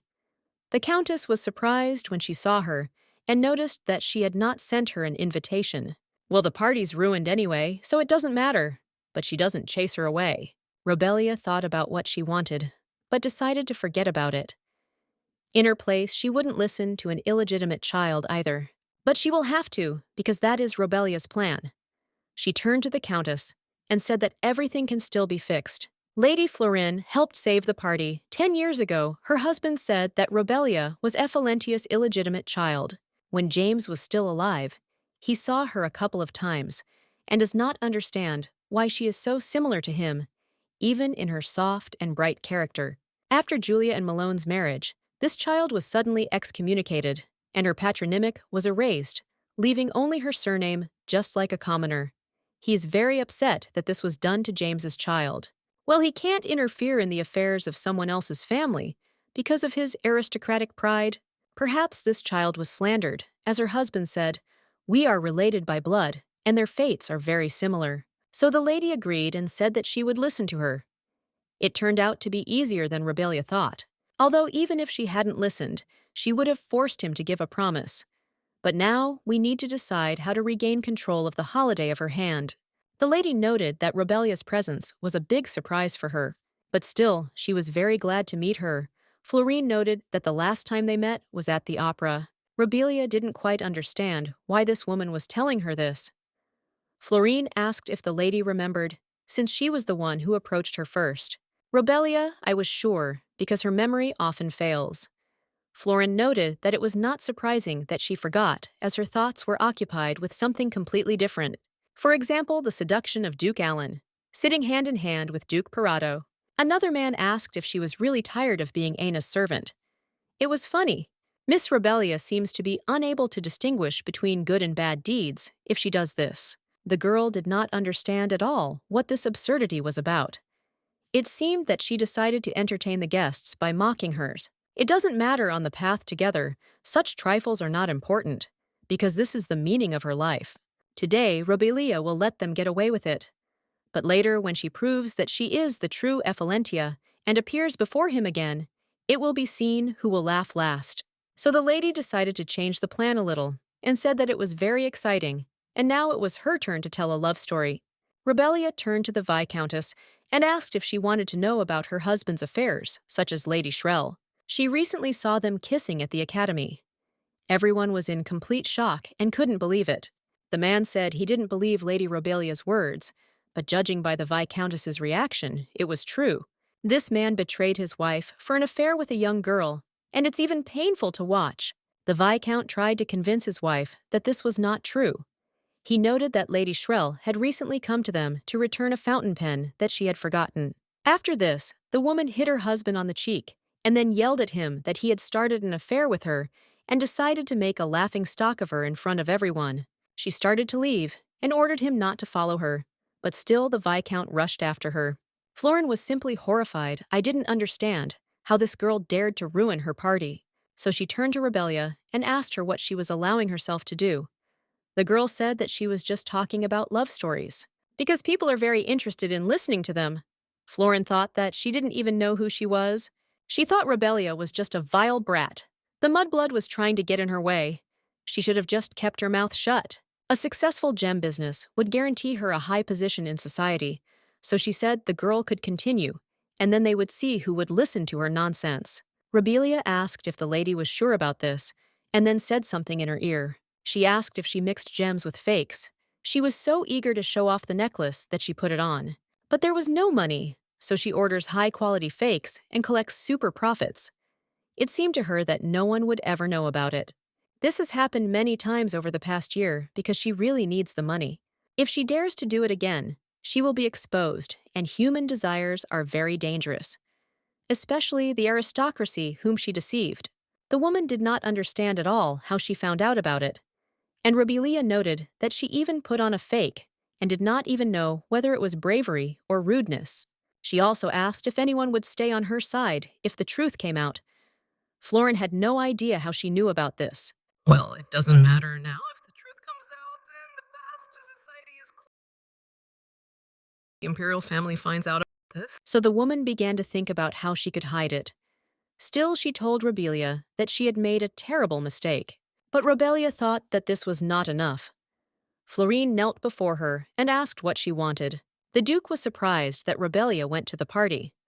The butler told him about it. Jade didn't understand at all how she could go there without even asking him to accompany her. Robelia didn't think she would be so scared. Things are moving much faster than she expected. This even plays into Robelia's hands. The girl said that she wants a sincere apology and a promise not to do it again, and that will be enough. Florin understood her and began to sincerely repent for her harsh words towards Lady Robelia. And she will be more careful in the future. Robelia said she thinks something like this will not happen again. Everyone thought Robelia was a terrible woman because she was driving the mistress to such a state, and it was also interesting what she had said to her. In principle, it doesn't matter what she said, because it's terrible for an aristocrat to humiliate herself like that in front of a commoner. Florin decided that she would pretend to accept defeat, but would take full revenge once she destroyed the evidence. Once she returned to the estate, this simpleton had no place in high society. Robelia added that she had better not do anything stupid in the future. She has the proof in her hands, so her secret can be revealed at any moment. Even if Robelia couldn't be in high society, Florin couldn't believe that it was possible, and she had foreseen it too. She better not show up to the party for a while if she has any sense left. It was a damn trap. Later, Robelia promised to send her a letter. It is very easy to make a person believe that there is dirt on him. Even this will be enough to subdue her. Helena had no idea what had happened here. It wasn't just Countess Dora who had been taken by surprise. The other aristocrats were also unable to utter a word. Many believed that they had no reason to interfere in this scandal. Therefore, it was better to remain silent. Robelia asked her mistress for forgiveness for causing such a stir. She also asked if she could ask her to continue the party. They gathered to enjoy music and poetry. Helena said that was certainly true. This child is definitely my own. Helena announced the beginning of the poetry section. The next poem is called Serenade of Love. People are different, but they read about the same thing. Aristocrats thought that there was nothing interesting or entertaining about it. Robelia turned to the boy and asked if he was a poet, and also asked why he doesn't perform. The guy was shocked and told her that he is very confident in me and doesn't want to argue with her. Well, he doesn't know what kind of lady would like the poetry of a commoner, so he'll just listen and go home. He has even less self-confidence than Robelia thought, although he has written so many beautiful poems. Therefore, the lady said that she thought everyone would like it. The guy didn't understand at all how she could know about this, and was very embarrassed by her words. Robelia said she had read Wilhelm's poems. The guy was completely shocked that the ladies even knew his name. The girl said that she was not exactly a lady, so he could just call her Robelia. Suddenly, she read one of the poems, and then the guy remembered. The lady said it was incredibly beautiful. It was a trick, of course, but the compliment was sincere. Everyone writes about love, but only Wilhelm's poetry is imbued with deep meaning, omnipotent nature. If he continues to convey his thoughts to people, he will definitely achieve success. The guy didn't understand at all how she knew about this and even burst into tears. Robelia said she was no lady, so he couldn't take her word for it. But the boy wiped his eyes, and he said that it was more than enough. Helena was shocked by this, because he claimed that he invited brilliant poets, but they sang such banality. If this continues, the second part of the party will be ruined. Robelia turned to the lady, who immediately rejoiced when she saw her. Helena decided to ask who the guy was next to Robelia. After that, the guy introduced himself. Robelia assured the lady that he was a very talented poet. Asked her for a chance to give this guy a performance. This is the same great poet Robelia was talking about on the balcony. He looks unreliable, although Helena decided that it made no difference, so she was very happy to see him and invited him to perform. The guy decided he should give it a try. There was at least one person here who liked his lyrics. His fingers follow the rhythm precisely, and his voice is beautiful, like aged wine. Poet Wilhelm Meister, the one who will become the greatest poet of the whole century. Everyone feels a special atmosphere when he sings. It's worth baking in the sun, and the warm rays touch the skin. Wilhelm had already finished, and everyone was just in tears, and applauded him. Robelia didn't think he would be so good. His debut at Helena's birthday party is a new page in his life. Helena had never heard such a beautiful song before, but no one would have known about such talent if it had not been for Lady Robelia. Hiding it would have been a crime, so she told the lady that she had a very keen eye for a nugget. Helena also asked the lady to give her a couple of minutes of her attention. Helena didn't think that Robelia had such a keen eye. It was the first time she had heard such a beautiful poem. It seems that today, a truly great poet made his debut, and she also asked how the lady managed to put Florin in her place. Helena felt relief for the first time in 10 years. After such a trial, she would not appear in high society for some time. And all this thanks to Miss Robelia. The girl said that she could contact her. Robelia had gained a little trust we could move on to the plan. Suddenly, the Countess asked what she wanted from her. In high society, nothing comes for free, but she wanted it herself, so she accepted the help. Robelia didn't understand why the weak-looking Helena Dora was asking such sharp questions. If it wasn't something reckless, she would help. It's so old-fashioned. A weak woman couldn't stay in high society for so long. Therefore, Robelia asked the Countess to convey the words to Her Majesty. Helena asked her if she understood how difficult her request was. Robelia noted that she understood everything, but her request is not unreasonable. Just one sentence. She found beautiful tears that were long lost. Helena was in complete shock with you, that she planned everything in advance. And how is that even possible? This is a smart child. So the woman began to think about what she should do. Whatever you say, it is better to repay debts immediately. After these words, the lady smiled and said that she would convey the words to Her Majesty. Finally, they found the Countess and told her that he had very good taste and was a very talented poet. The man said that he would never forget the poet, so he invited him to take part in his event. I noted that they had been friends for many years, so it would not be difficult for me to introduce him to the gentleman. Then another man came up to her, and she asked him if he regretted his rudeness at the last party. Now all attention is on Helen. Indeed, if you invite a poet to your place, you need to ask permission from the organizer. Here Robelia finished, so it was time for her to leave. That same poet was running after her. Wilhelm was very grateful, because it was only thanks to her that he was able to perform today. Robelia was surprised when she saw Wilgie May and said that he was simply very talented and his poems were beautiful. Well, the guy didn't think so, and said that she had betrayed the courage to speak out that he so lacked. Nobody believed in him, but he was able to overcome his fear thanks to her. Wilhelm was originally supposed to become famous in high circles in 4 years without Robelia's help. He was only upsetting his mother, but now she will be able to rejoice for him. Robelia only accelerated this process, pursuing personal gain, with whom he called the lady his savior, and how he asked to let him know if she needs any help, because he is ready to repay. Robelia smiled, because she was also pleased to hear such a thing. The guy noticed that the lady was very beautiful. Wilhelm said that he was the only one who should thank her. The guy saw such a beautiful lady for the first time. The next day, Parado Estate. The Duke did not know if he could ask why she went alone. She has such a character that she will start interrogating him as to why he is interested. Suddenly, Robelia asked if something was bothering him. The Duke was very scared and asked again. Now the Pose believed that he had a nightmare, and the Duke immediately said that this was exactly the case. It's been a long time, so he started asking when they would repeat the treatment. His subconscious needs to be checked, so the lady asks for her hand. Robelia knew this and brought the ingredients with her, after which the gentleman and lady joined hands. The Duke noticed that she was touching his hand again. They had done this before, but he was still not used to it. There is simply no other way another 2 days, and then they will be able to repeat the treatment after meeting with Her Highness. Jade remarked that it was great and they would do it. And then, in horror, he asked again who she would be meeting with. Robelia received an invitation from the palace. The lady suggested that she take a walk in the Palace of Roses in 2 days. The letter was sent anonymously. The meeting would be secret. The Duke was shocked, because Robelia received an invitation from the Empress, because he didn't think that everything would be so simple, but it's great.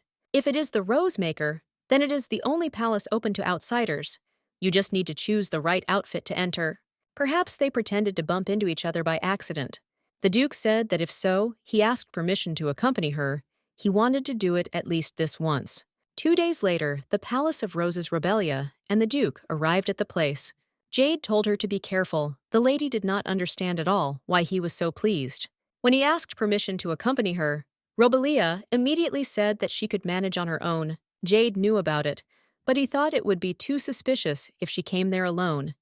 If they pretended to be on a date, it would look more natural. He'll be fine in 2 days. Robelia noted that he was right. If Malone knew about it, they would have an alibi. It is easier to meet the Empress in the Duke's company. It seems she is in his debt again. Rebelia had heard that the garden at the Rose Palace was a labyrinth, but she couldn't imagine it being so big. Course, people always have problems when they first come here. You can wander here until sunset. Rebelia now understood why most people didn't even go there.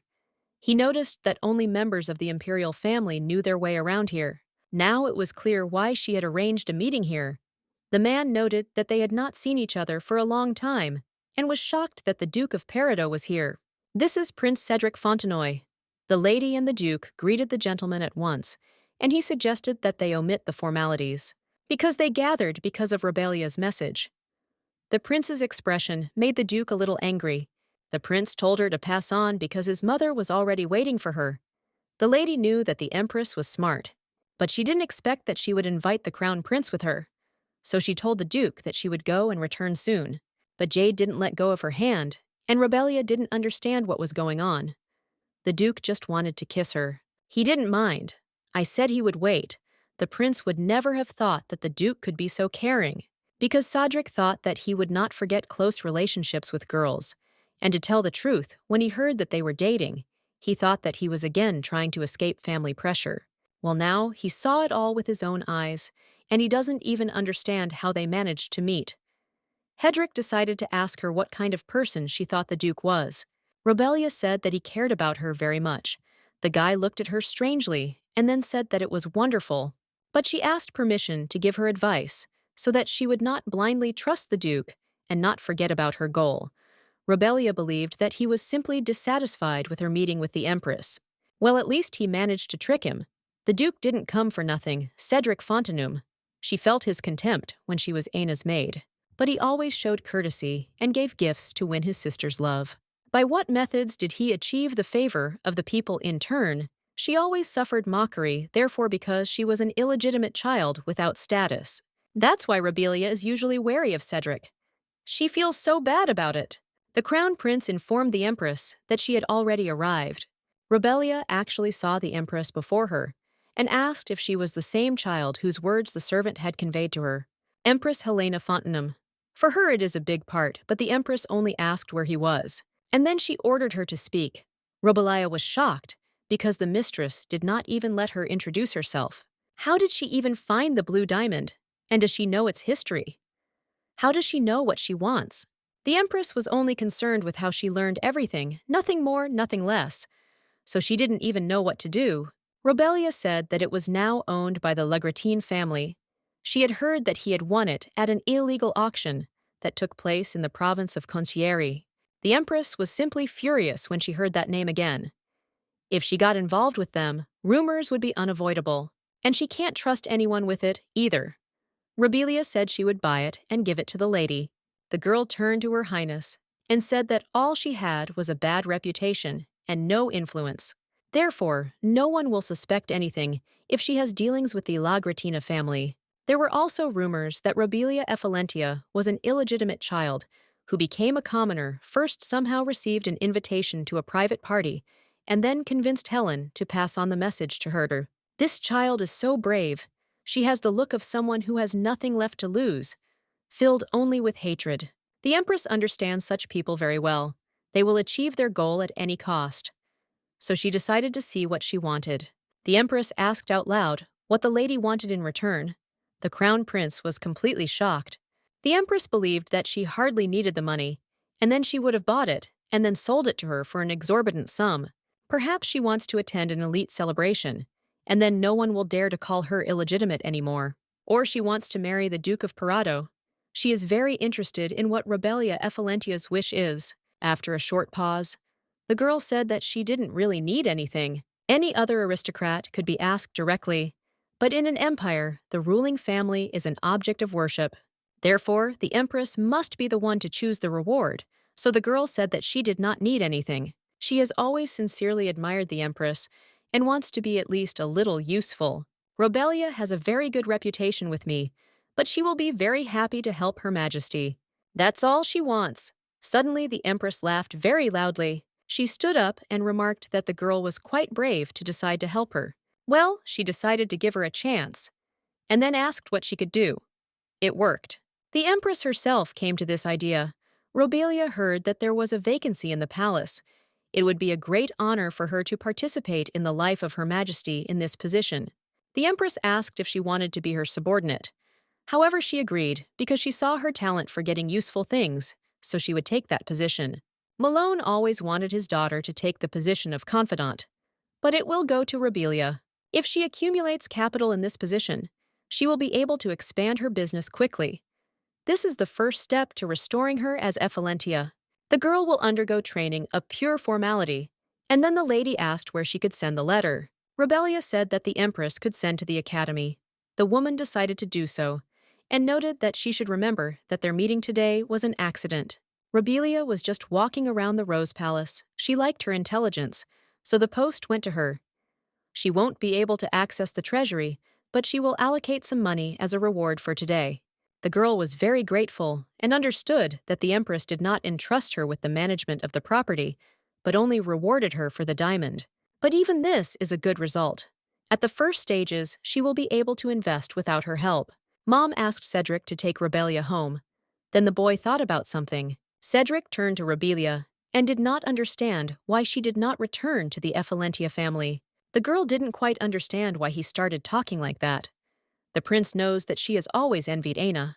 Anyone in her place would feel the same way, especially since Aina is purebred, and she is an illegitimate commoner. It's hard to deny, but Robelia is a commoner, so she shouldn't try to jump above her head. Cedric heard that she and her sister had a fight at the theater. She cares about her so much, so it would be worth being at least a little grateful. And she got involved with a powerful man in a dissolute way. But from this, she did not become more worthy. Robelia said that she had no disagreements with the lady. The prince was shocked because she said something different. Robelia was sure that the crown prince was a wise man, and he did not make hasty conclusions after hearing only one side.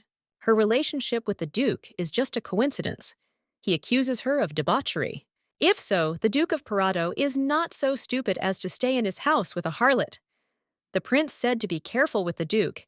It is the only family that even the royal dynasty cannot look down on. After listening to Robelia, Cedric understands why Aina is so sad. People change very unexpectedly. A couple of months ago, she was kind to Robelia. The duke came up to them and interrupted the conversation. He apologized for not noticing it right away. The gentleman simply missed his beloved, and therefore asks to forgive his rudeness. The prince said he could take her. Robelia tried to apologize for today, but everything she said was true, even if he thinks that Aina is right in this situation. After that, they quickly went home. The Duke of Parado's estate, Robelia, needs to hurry to the academy. The count will definitely come when he learns of her position in the palace. Therefore, she will have to play the fool. The rest of the luggage that the duke did not carry is already in the carriage. Jade turned to Robelia and asked if he could help with anything. The lady said that nothing was needed because she would deal with the count herself. The duke's presence would only make Malone even more wary. The duke trusts her, but it is dangerous to go there alone, so he asks her to take at least Jeremias with her. The lady nevertheless agreed and told the duke that she was very grateful to him for helping her today. Jade smiled and said that there was nothing to thank him for. When a message came from Her Majesty, he would come and pick her up. Count Ephelentia arrived. He was shocked with you that she lives here. Who would have thought that the palace would make such a decision? And he found out about it when the Empress had already issued the decree. The Count turned to the butler and said that he was looking for the room of the student, Robelia. Jeremias asked the lady what she was doing. The girl replied that she needed to pretend that she was studying.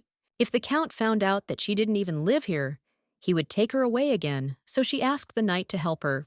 Jeremias didn't mind at all. The Duke was heading very quickly towards his niece's room. Yes, he came up and assured the gentleman whether this was definitely Robelia's room.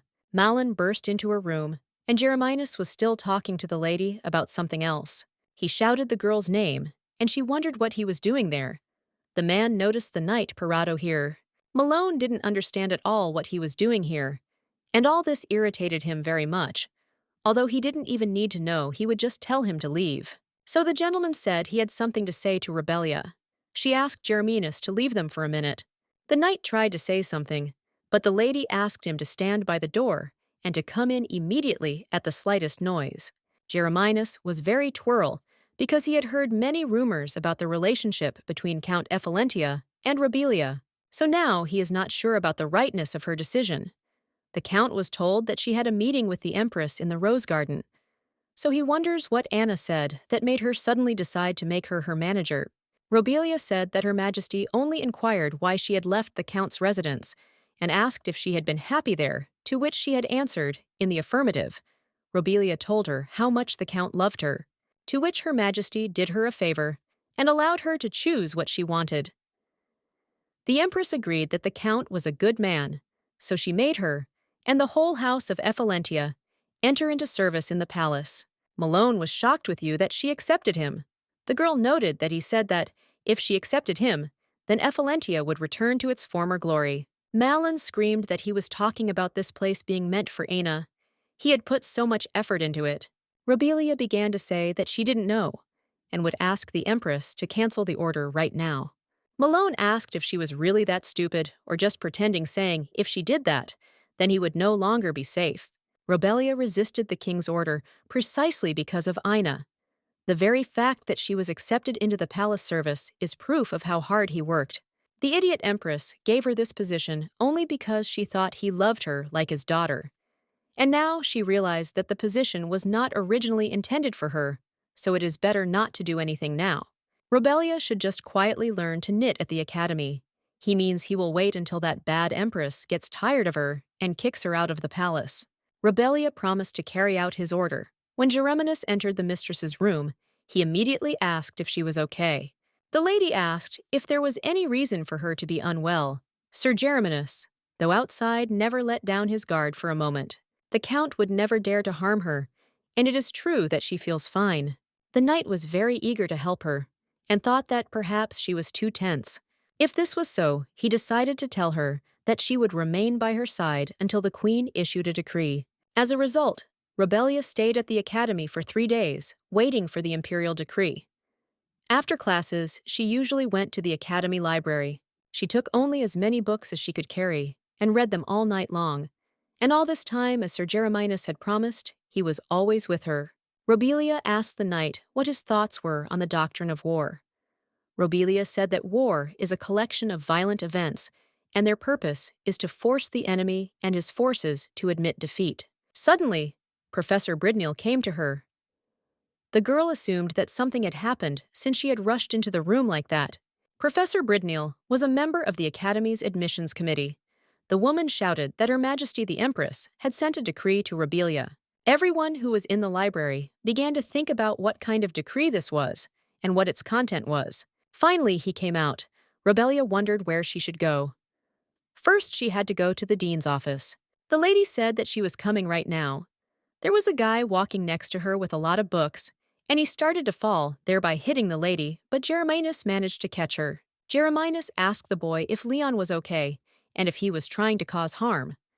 The boy apologized because he couldn't see what was in front of him because of the whole mountain of books.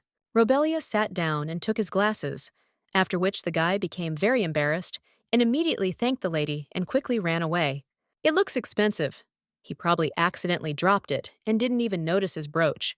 I'll have to give it to him when they meet. The professor asked the lady if she could hurry to the dean's office. When they were already there, the professor said that she could enter the reception room. The woman was glad to finally see the lady and noted that they had not seen each other for a long time. Robelia was very surprised when she saw Countess Dora in front of her. The countess said to look at what one of the maids had just brought. This is the Empress's decree, which is intended for the one hired to be the manager of the imperial palace. Robelia thought that this letter with the seal must be the decree, so she asked what it was. This is the key to Her Majesty's personal treasury. From now on, she is responsible for this thing. If she goes to the bank, she will be able to find the budget, distribute it, and use this key. The rest of Her Majesty's property is also managed by Robelia. The girl thought that this was obvious. If she squandered all her property, she would lose the Empress's support. The Countess had also already heard that the Empress had entrusted this position to Robelia. Therefore, the girl must live up to her expectations. If she fails, her position will go to someone else. If this is a manifestation of the blue diamond, then she will never be disappointed in it. Tomorrow, the Countess will get what she wants from the Empress. The Countess was in shock with you that this would happen tomorrow, because she could not find a trace of her for several years. Although she has no experience of being in the upper class, she acts as if she has been at this level for more than 10 years. In addition, she is also in the very center of the elite, knowing everything. If she's come this far, it's obvious she has nothing to lose. It's such a surprise. The Countess didn't even know what to answer her now, only to warn her about the danger of this incident. There is still one monumental obstacle ahead, and that is Robelia. The Empress is not the kind of person who will trust another just like that.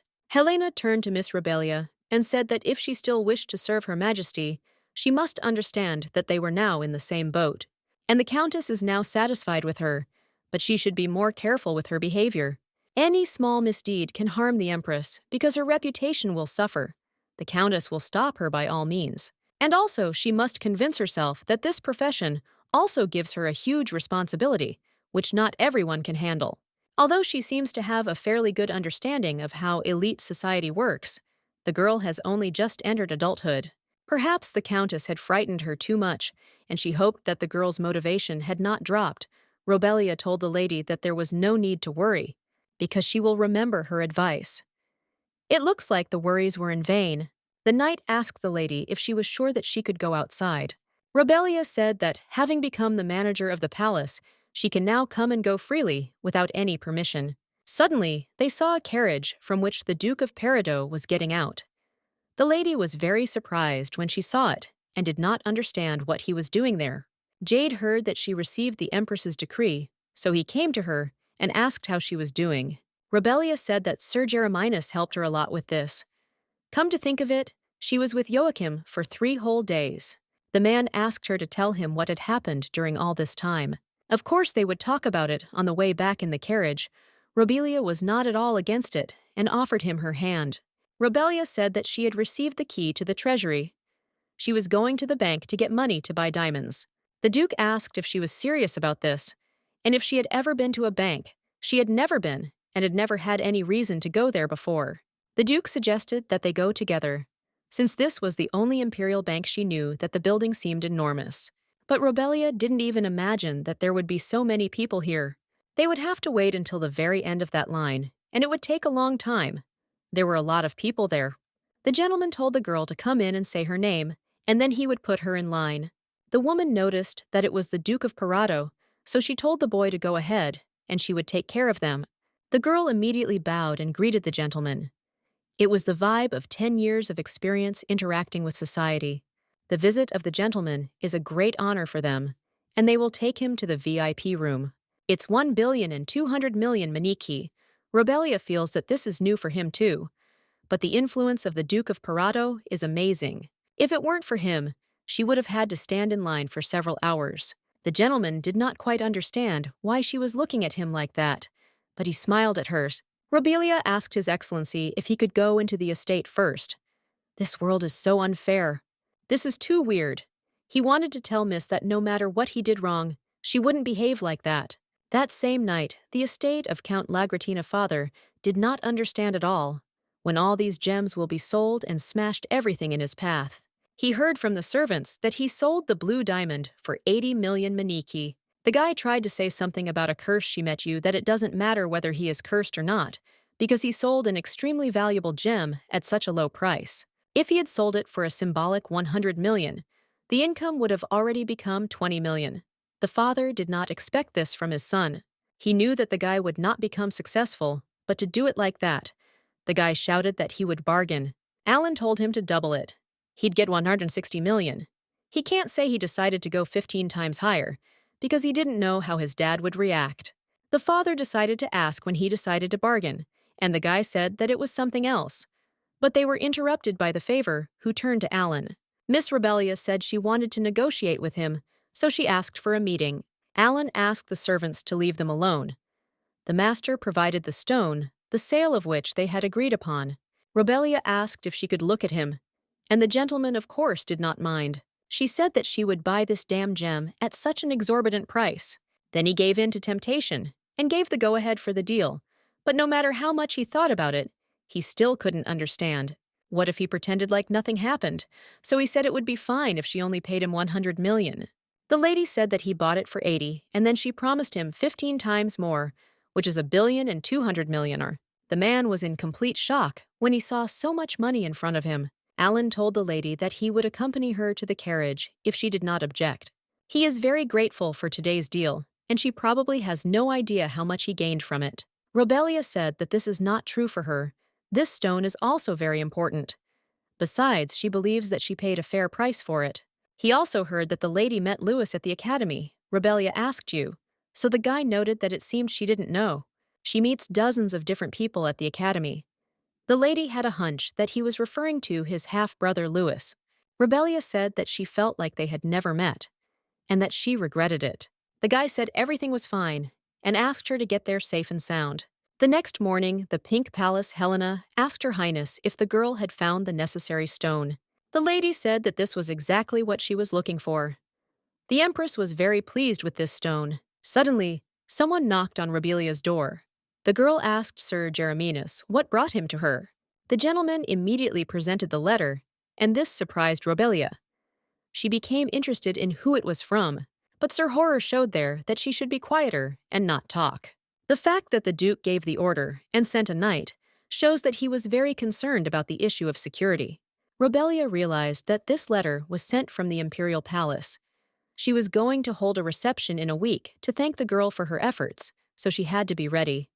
In addition, from now on, Robelia will be entitled to 2,400,000,000 maniki, so she can use them as she pleases. The illegitimate child of a count, the daughter of a despised gypsy. She had heard such insults countless times. Well, they couldn't break her because she had a purpose. Robelia started her journey as an ordinary person, with nothing to her name, met many people, and they gave her courage. If all these people weren't around, she wouldn't have been able to achieve what she has now, 2,400,000,000. This amount is enough to open the next business that she has been planning for so long. Now the circumstances are on her side, so she will not miss this chance at any cost. Robelia remembered her mother's last words.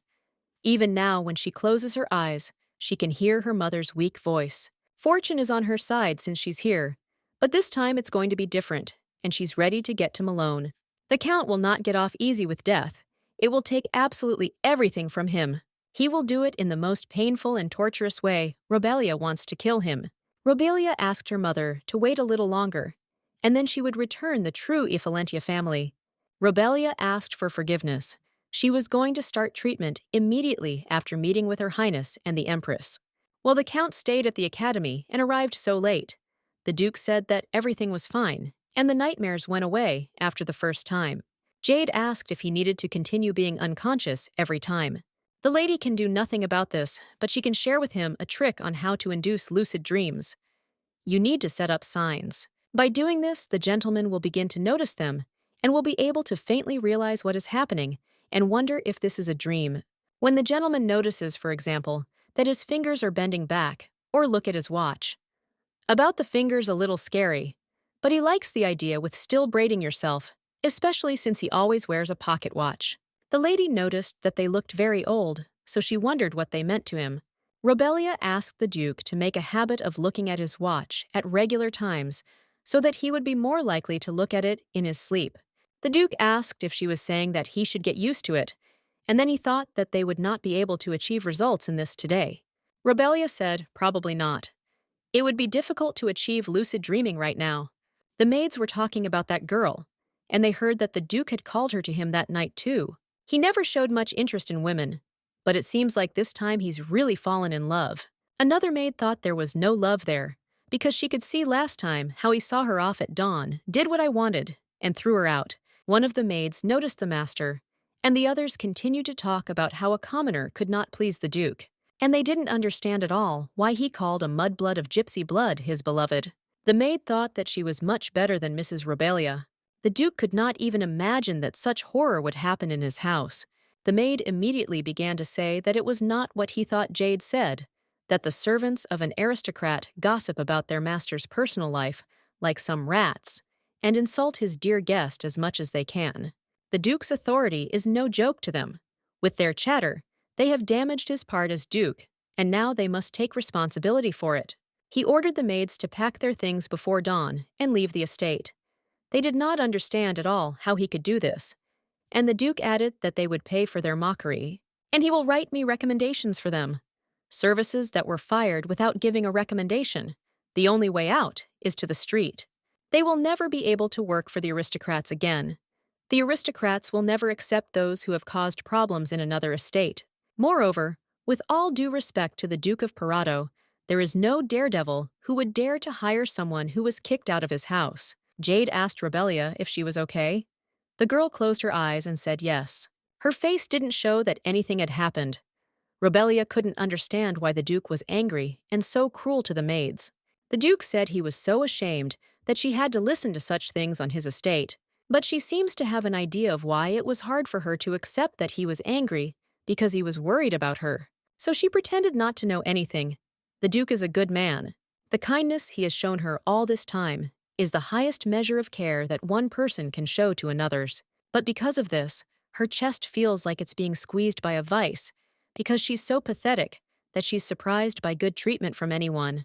Because she seems like a beggar who grew up without even getting a literacy. The lady said that everything is fine and there is no need to worry. The Duke was that she wasn't even angry. Robelia only said that these people had nothing to do with her plan for revenge. The Duke shouted that it didn't matter who they were because she had been unfairly insulted. So the girl should get angry and put them in their place. Jade is genuinely worried that this might break her inside. After all, she is his guest, so he can't worry about her.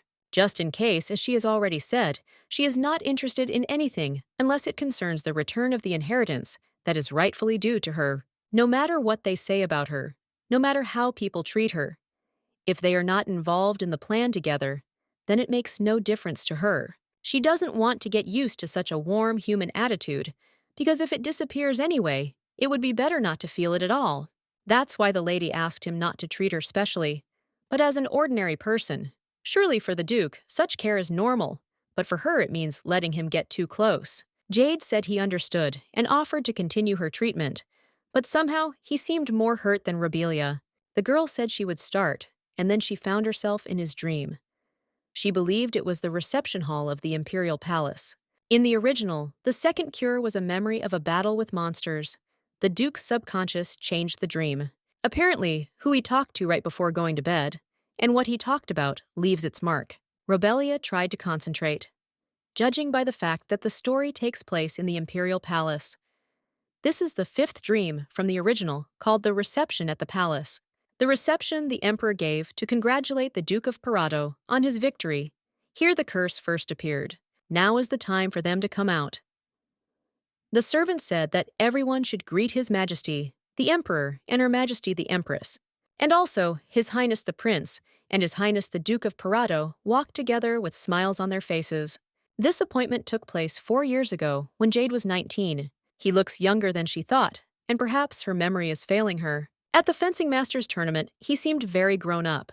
The ladies were very happy to see the gentleman, and it seemed he was looking at them. In any case, the incident with the attack itself will happen during the landing, so it would be better to leave in advance. In the hall, the Duke met the main character's gaze, and she immediately turned around and left.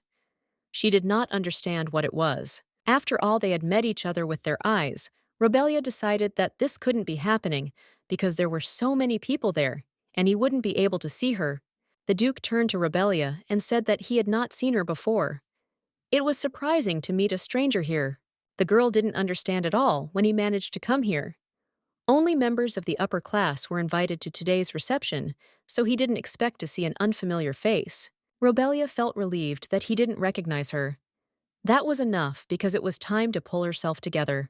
If he senses anything suspicious, the curse may not be effective. Robelia said that it was her first time at such a reception, so it was not surprising that the Duke did not recognize her face. Robelia noted that he was the main character, so she didn't quite understand why he went out into the garden so quickly. The gentleman said that it was just like that. He doesn't like such luxurious receptions. Robelia interested him more. The girl did not understand why. He simply doesn't turn down girls for me, but picks up any girl. After that, the Duke laughed. Jade asked what was wrong, and noted that her face looked like she had seen something shameless. It's probably because she met him for the first time today. The Duke said it was a mirror situation, because he hadn't seen her either. But she interested him more, so he decided to ask her if she would believe him if he said that he fell in love with her at first sight. Robelia apologized and asked again what it meant Dukes himself did not know. He realized that he had embarrassed the girl by speaking frankly. It was obvious that this was their first meeting, but for some reason he had the feeling that he had known her before. Then he had a hunch that this feeling was love. Robelia believed that he simply remembered their contractual relationship in reality. Well, that's impossible unless he's in a lucid dream. Jade said it might sound weird, but she seems different.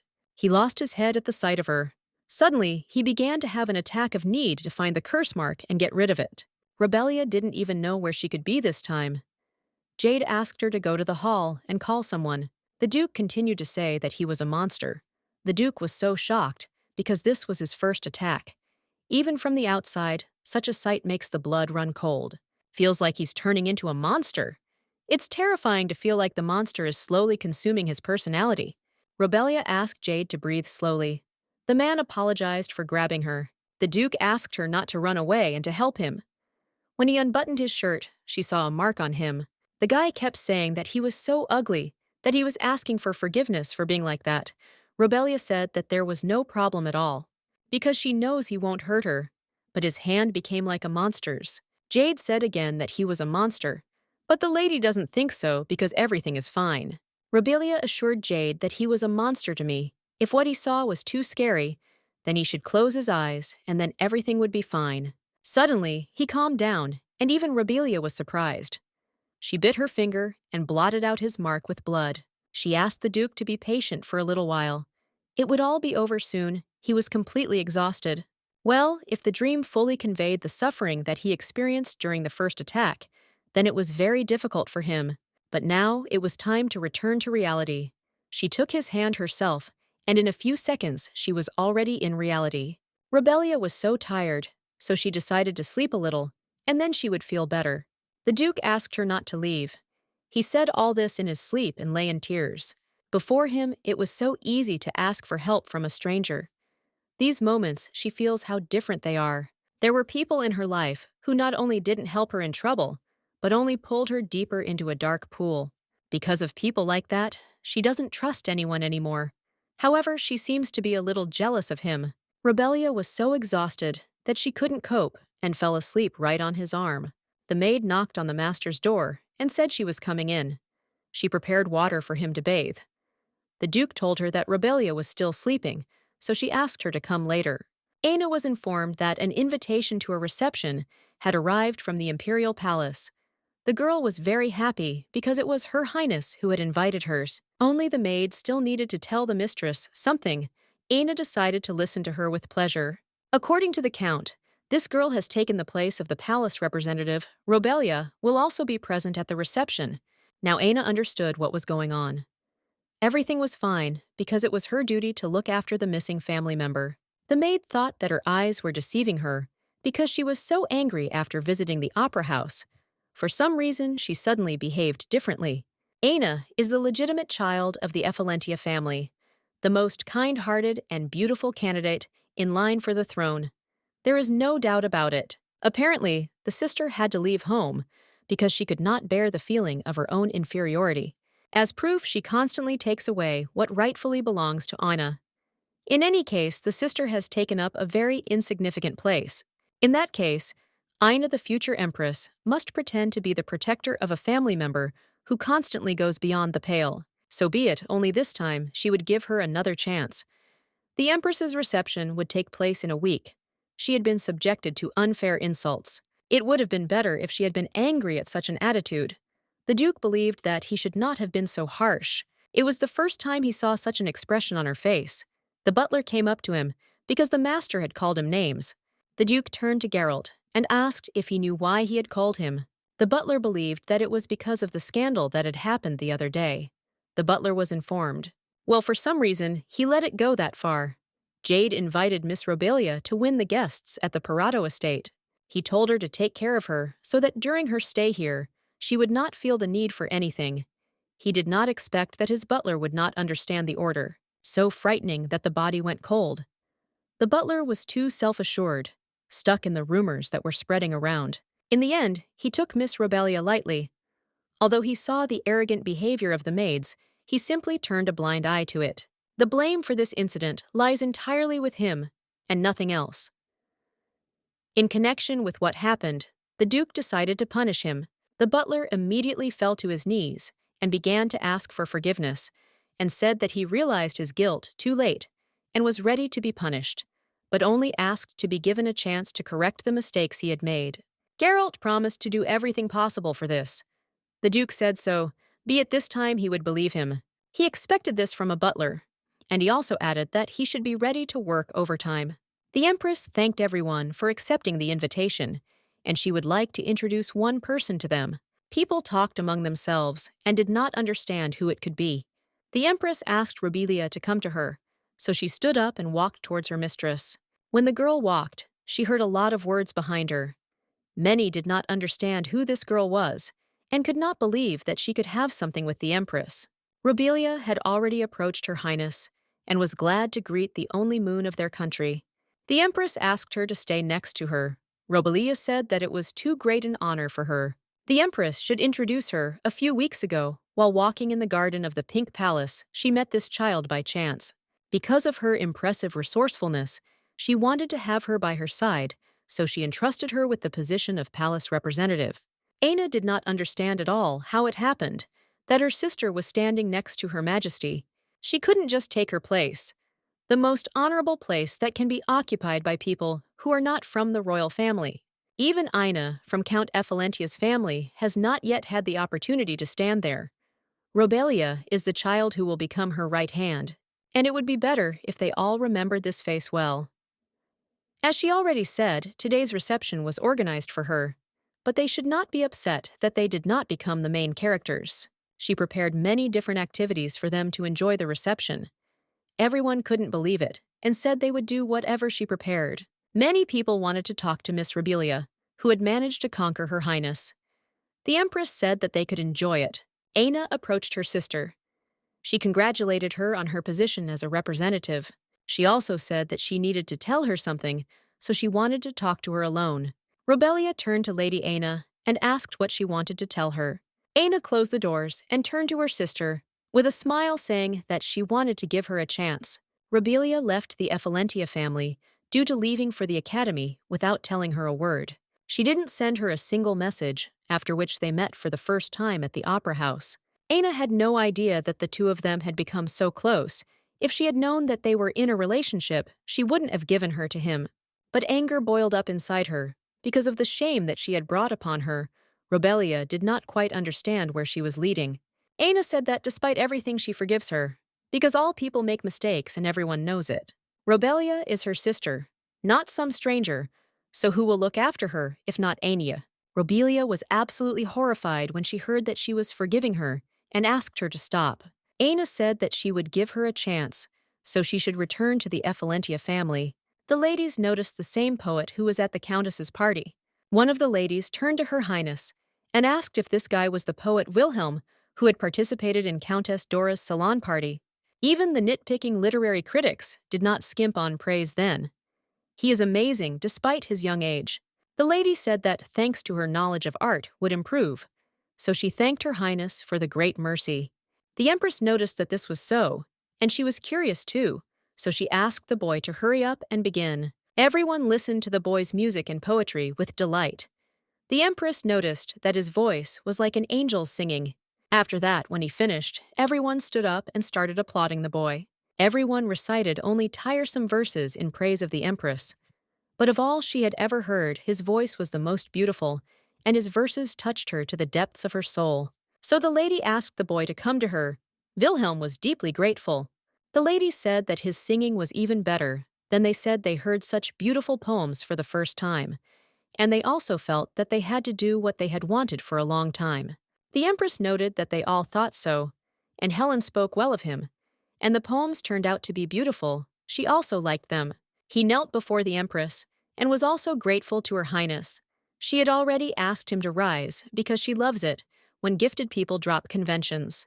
The Empress became interested in how he had written such verses. He wanted to share with others the courage that his benefactress had given her.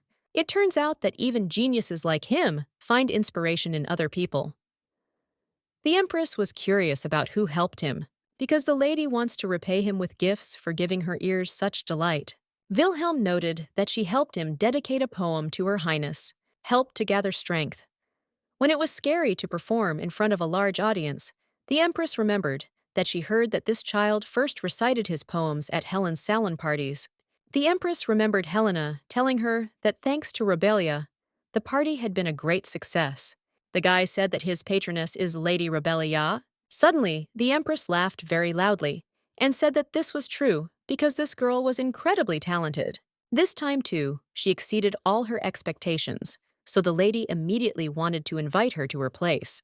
But the lady was surprised when she did not find Rebelia there.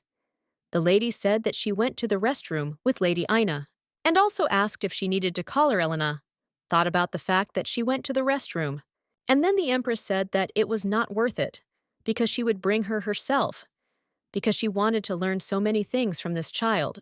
Then the lady went into the room, and she heard Aina telling her to leave her position as the royal representative. The lady did not understand at all what this meant, and did not want to believe that Lady Aina dared to doubt her decision. Aina did not understand at all why she entered the room now, and therefore burst into tears and began to ask for forgiveness, because she said it in a fit of emotion. Aina said that she did not want to contradict Her Majesty any more, so she begged forgiveness very vehemently. Robelia begged forgiveness, and said that she believed that in her private conversation with her Lady Aina had said something that was not right. The people behind her were telling Her Majesty that although the lady's actions were reprehensible, she had come to praise Lady Rebellia's efforts, and also make a generous reward, even if she is the daughter of Ephalentius, for the fact that she dared not accept the imperial decree, punishment is due. But the Empress had arranged this reception to honor Robelia. If she dined as a punishment, the attention of the aristocracy would be directed at Ina, not Robelia. Besides, she herself does not want this, and asks not to allow such a situation. So she said that this time she will let the lady go unpunished. Aina thanked the lady, and then promised that this would never happen again. Well, if such a situation arises again, then people should be prepared to feel the full wrath of the Empress. Elena hoped that today's incident had taught the lady to watch her language. When the Empress returned with the girl, many began to ask the lady whether she really was Wilhelm's benefactress. Robelia noted that she thought that benefactress was a big exaggeration. It's surprising that she managed to become the queen's favorite, since she is from the common people to boot. The woman asked her friend if she remembered the rumors that Lady Robelia might be the legitimate daughter of the Ephalentia family. True, there were such conversations, and many recall that quite a large number of people had doubts at that time. Yes, she would have been so modest and well-mannered to me if aristocratic spirit had not flowed through her veins. Sounds like she's truly a legitimate Ephalentia Rebelia, took what belongs to Aina. So the girl started asking her father what she should do. Malone was already very tired. The last thing he needed was for that stupid girl to take away everything that belonged to his daughter. As for the position of palace representative, it is not Robelia's place, but their Ephalentia clans. She should at least imagine how vile this girl is and how much trouble she is causing. As soon as the Empress herself understands this, she will, without thinking twice, take away the tablet of the palace representative. And then Ina will be in her place. From this point on, as the Empress introduces Robelia to high society, Ina must demonstrate the good manners of a legitimate child against her background. They will be compared constantly. Aina thought about it and understood that everything was lost, and no one will compare them anymore. She screamed at her father that he had simply said that she simply needed to be noble around Robelia, and then, instead of the palace representative, will belong to her. But in the end, something else. The Empress gave her a place for herself, not Ain. Seeing this, others began to approach their sister and start friendly conversations. She can't take such an important place from her, so Aina doesn't understand everything is like this. And why did he let this parasite into their house at all? She asked her father if he knew what people were saying. They all thought that the girl was Ephalentius's legitimate child, and the girl thought that it was all because of her father. And then Malone raised his hand to his daughter. The man simply hit her in the face. Aina could not believe that her father hit her and thought that it was not true. But still, the girl decided to ask her father why he did it. Malone raised her, and this is how she repaid him. She was disgraced at a salon party, and his daughter came as if nothing had happened. He was horrified that she had heard rumors that Robelia was a legitimate child. And with all this, she just calmly left there and did not object to these rumors in any way. Malin shouted that he had eaten and invested so much in order to gain the Empress's favor, and she could not even help but disgrace them. Father said that if she had done as she was told, there would have been no problems, but she ruined everything. Therefore, she must remember well that everything that Ephelanda has had. Her father gave her all of this. The clothes she wears, the best food she eats every day, right down to how everyone idolizes her. If she understood everything, then he ordered her to stay in her room for a whole month. No food until she realizes her mistakes. Ina thought about how her father doesn't love her. Malone ordered the maids not to give her water until he ordered otherwise. The Count noted that this should have been done earlier. Aina was shocked because she was his daughter. Just like her sister in her hands, she herself was a puppet in her father's hands. Aina was a way to bring honor to the Ephelentia family, and she finally realized it. The gardener approached the Duke and said that he would take care of it, but the gentleman said that it was not worth it, and that he had better go and rest since it was not late yet. He did not understand how, after all, the Duke was cutting his favorite flowers. He told the master that he could not rest while he was doing his work for him. Lady Rebelia approached them. The Duke was glad to see her and also asked if everything went well. For some reason, this was the first time they met since that day, and it still felt so awkward. I already said that I liked the Empress, and the Duke noted that it always felt like she could handle difficult tasks, as if they were nothing to her. Rebelia said that she was lucky this time, and now she had to tell him. The Duke said that even if she was lucky, it still wasn't easy to do. Rebelia really wanted to apologize to him. It was necessary to draw a line, but she couldn't hurt him. As soon as he finishes speaking, she wants to apologize to him. But suddenly, the Duke himself asked for forgiveness for yesterday. He raised his voice because he was worried about her. She must have been scared. So he asks for forgiveness, that she was so upset that she said all sorts of things without trying to understand her, and also promised to be more careful in the future. At that moment, strangely, she felt calm. But she did not understand at all why this was so. Robelia thought it was because she was the first to be reached out for a hand again. She also apologized for her harsh words. Why did you warm her heart? Now she is going to open her own business. The Duke asked her what she thought about her first business and whether she was thinking of opening a boutique. But of course, the enterprise would be simple, but not that simple. Robelia wants to go to Maodanion. The Duke realized that this is the mining area, which is to the west. And then he noted that it was very dangerous, as she herself knew. I, who had failed in business and lost everything, was settling in those lands. Therefore, they are not famous for their safety. Even with a large capital, it will not be possible to start mining, and the risks of such an enterprise are incredibly high. No matter how much money she invests, if she doesn't make a profit in the end, all that will be left in her hands is the earth and stones. That's what the mining business is. The lady noted that the Duke was right. The mines were high risk, but if you succeeded, there was no better way to get rich. Jade added that there was another problem. This place was almost entirely owned by Count Ephelentia. The girl has a good mind in mind, and the Count won't know that it's her. This time, Robelia is going to play a game that only benefits her. To do this, she wants to ask the Duke for something. The Duke smiled and noted that it seemed she had a plan again. Whatever it was, he would be happy to help. The servant gave the lady the thing she asked for, because it was already finished. Robelia noticed that it really was like the real thing. Robelia was very grateful, and she did not know that the herald had connections in such places. The butler noted that her actions would be limited, and the Duke again inquired whether the commoner's identity card would be suitable. Robelia said that it was so, because she was also from the common people, and she also asked to convey her gratitude to the Duke. Aristocrats are too famous. Suddenly, the butler turned to the lady and asked for forgiveness for what had happened. Robelia didn't quite understand what he meant. The butler hadn't performed his duties as a butler with due diligence and had treated her rudely, so he sincerely apologized for that. He is ashamed that he made her go through these terrible things while we were staying with them. Where did you ask the mistress to tell you what punishment she wanted for him? And he would humbly accept it. Robelia was shocked that he had spoken to the butler, but she was really okay. She told him that she understood him and that he shouldn't worry too much about what happened, because if you look at the truth, it wasn't his mistake. Geralt was grateful to the lady and promised to make every effort to ensure that life in the estate would flow without flaws from now on, and if there was anything needed, she could tell him at any time. The maids called the lady and said that they had prepared everything as the mistress had asked. When the maids were finished, they noticed that their mistress was a completely different person. Now she was Catherine Hayward. This is the form she will use in Meodanian. The butler noted that it was definitely not Lady Rebellia he saw. Jeremias asked the maid to stop for a moment. He would follow her if she let him go. The maid said that she had brought him.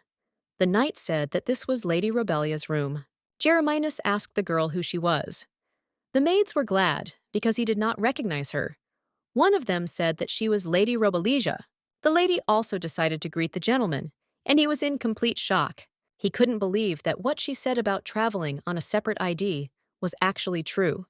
The maid remarked that they had simply put makeup on her, and they also planned to make him Robelia's brother, because he is responsible for the safety of this trip. The girl was shocked that it turns out that you can do this with makeup. She doesn't even recognize herself. The maid told the lady to try on a new identity and meet the Duke. It was necessary to make it so that her beloved did not recognize her. And Rebellia, in turn, was very surprised. The man was grateful to his lordship for the discussion and said he would be leaving now. The Duke said he would report tomorrow whether it was accepted or not. We must return to the study and take care of everything else. The butler knocked on the door and told the gentleman that it was he. It seems that the gentleman is very busy today, so he made some tea that would help him sleep and asked the gentleman to taste it. Jade understood me completely what it was with the herald. He probably brought a special sleeping tea when he works. When the Duke looked at the red-haired girl, he immediately thought that it was Lady Rebelia. The gentleman asked why Miss looked like that. The maids had said earlier that it couldn't be like that, and he certainly wouldn't recognize her. Robelia said the maids simply said they had made her up, so he wouldn't recognize her. The Duke was surprised that they did this, so that he would not be able to recognize her, and therefore smiled. That's why they sent her to him in the game, and the man immediately knew that the maids did it.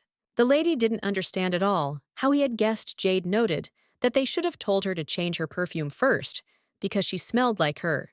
Well, it wasn't just him. Harold was acting very strange, and that was the most noticeable thing. Today, the hot one gave her a fake ID, so he didn't expect it. But still, the lady thought that he was rubbing himself since she changed her appearance. And all in vain. The Duke noted that it seemed to him that even if she had changed her perfume and he had met her on the street, I don't know anything he would still have recognized her. They are connected only by a contract. But for him, she is like salvation. Nightmares were dreamed every day, the curse manifested itself more and more often, and the Duke gradually lost the desire to fight him. The days when he turned into a monster were terrible. Robelia rescued him from such a life, and they never had a chance to talk properly.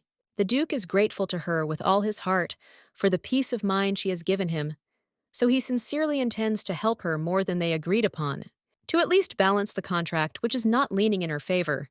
Even though she said she doesn't trust anyone, he will try until she trusts him. So the Duke asked her to take care of herself because he would be waiting anyway. The maid was sent with the mistress and Jeremias. When they arrived, she was in complete shock because she saw a very beautiful ceiling. Jeremias pointed out that she was right. The glass ceiling at Ermont Station was famous for its beauty. The maid shouted that he had to stay in character and that his name was now Kelvin. The boy was scared but immediately understood what to do. The maid shouted at him that she was his servant, so he should speak informally. Robelia wondered if everything was okay with these two. The training has been completed. Mary is in charge of makeup as well as their servants, and Kelvin, that is Jeremias, is in charge of security. Robelia noted that this building was also built by her father mining, and railroads are the main sources of income for the Effalentia family. Previously, there were no railways or trains in the empire, and my father was keen on traveling at that time. As soon as he saw them, and having received permission from the imperial family, he began to import them. It's just a station where the train stops, but my father was so dedicated to his work that he put so much effort into its construction. Whatever she needs to get this Ermont station back too. The knight noted that they had arrived. Jeremias asked his mistress to get up, and the maid noticed that they were now behaving like real brother and sister. Mary said that she was with them too. It was time to go to Merdanian, so we had to hurry. The compartment was very luxurious, and the lady could not believe that everything was shaking just as much as before. Mary remarked that it had been 4 days, and she was still not feeling any better. Jeremias informed the lady that he had brought lemon water and peppermint drops. Rebellia said she wanted to rest for a bit, so she closed her eyes. Mary was shocked that she was so sick. It seems that the lady is having a hard time traveling.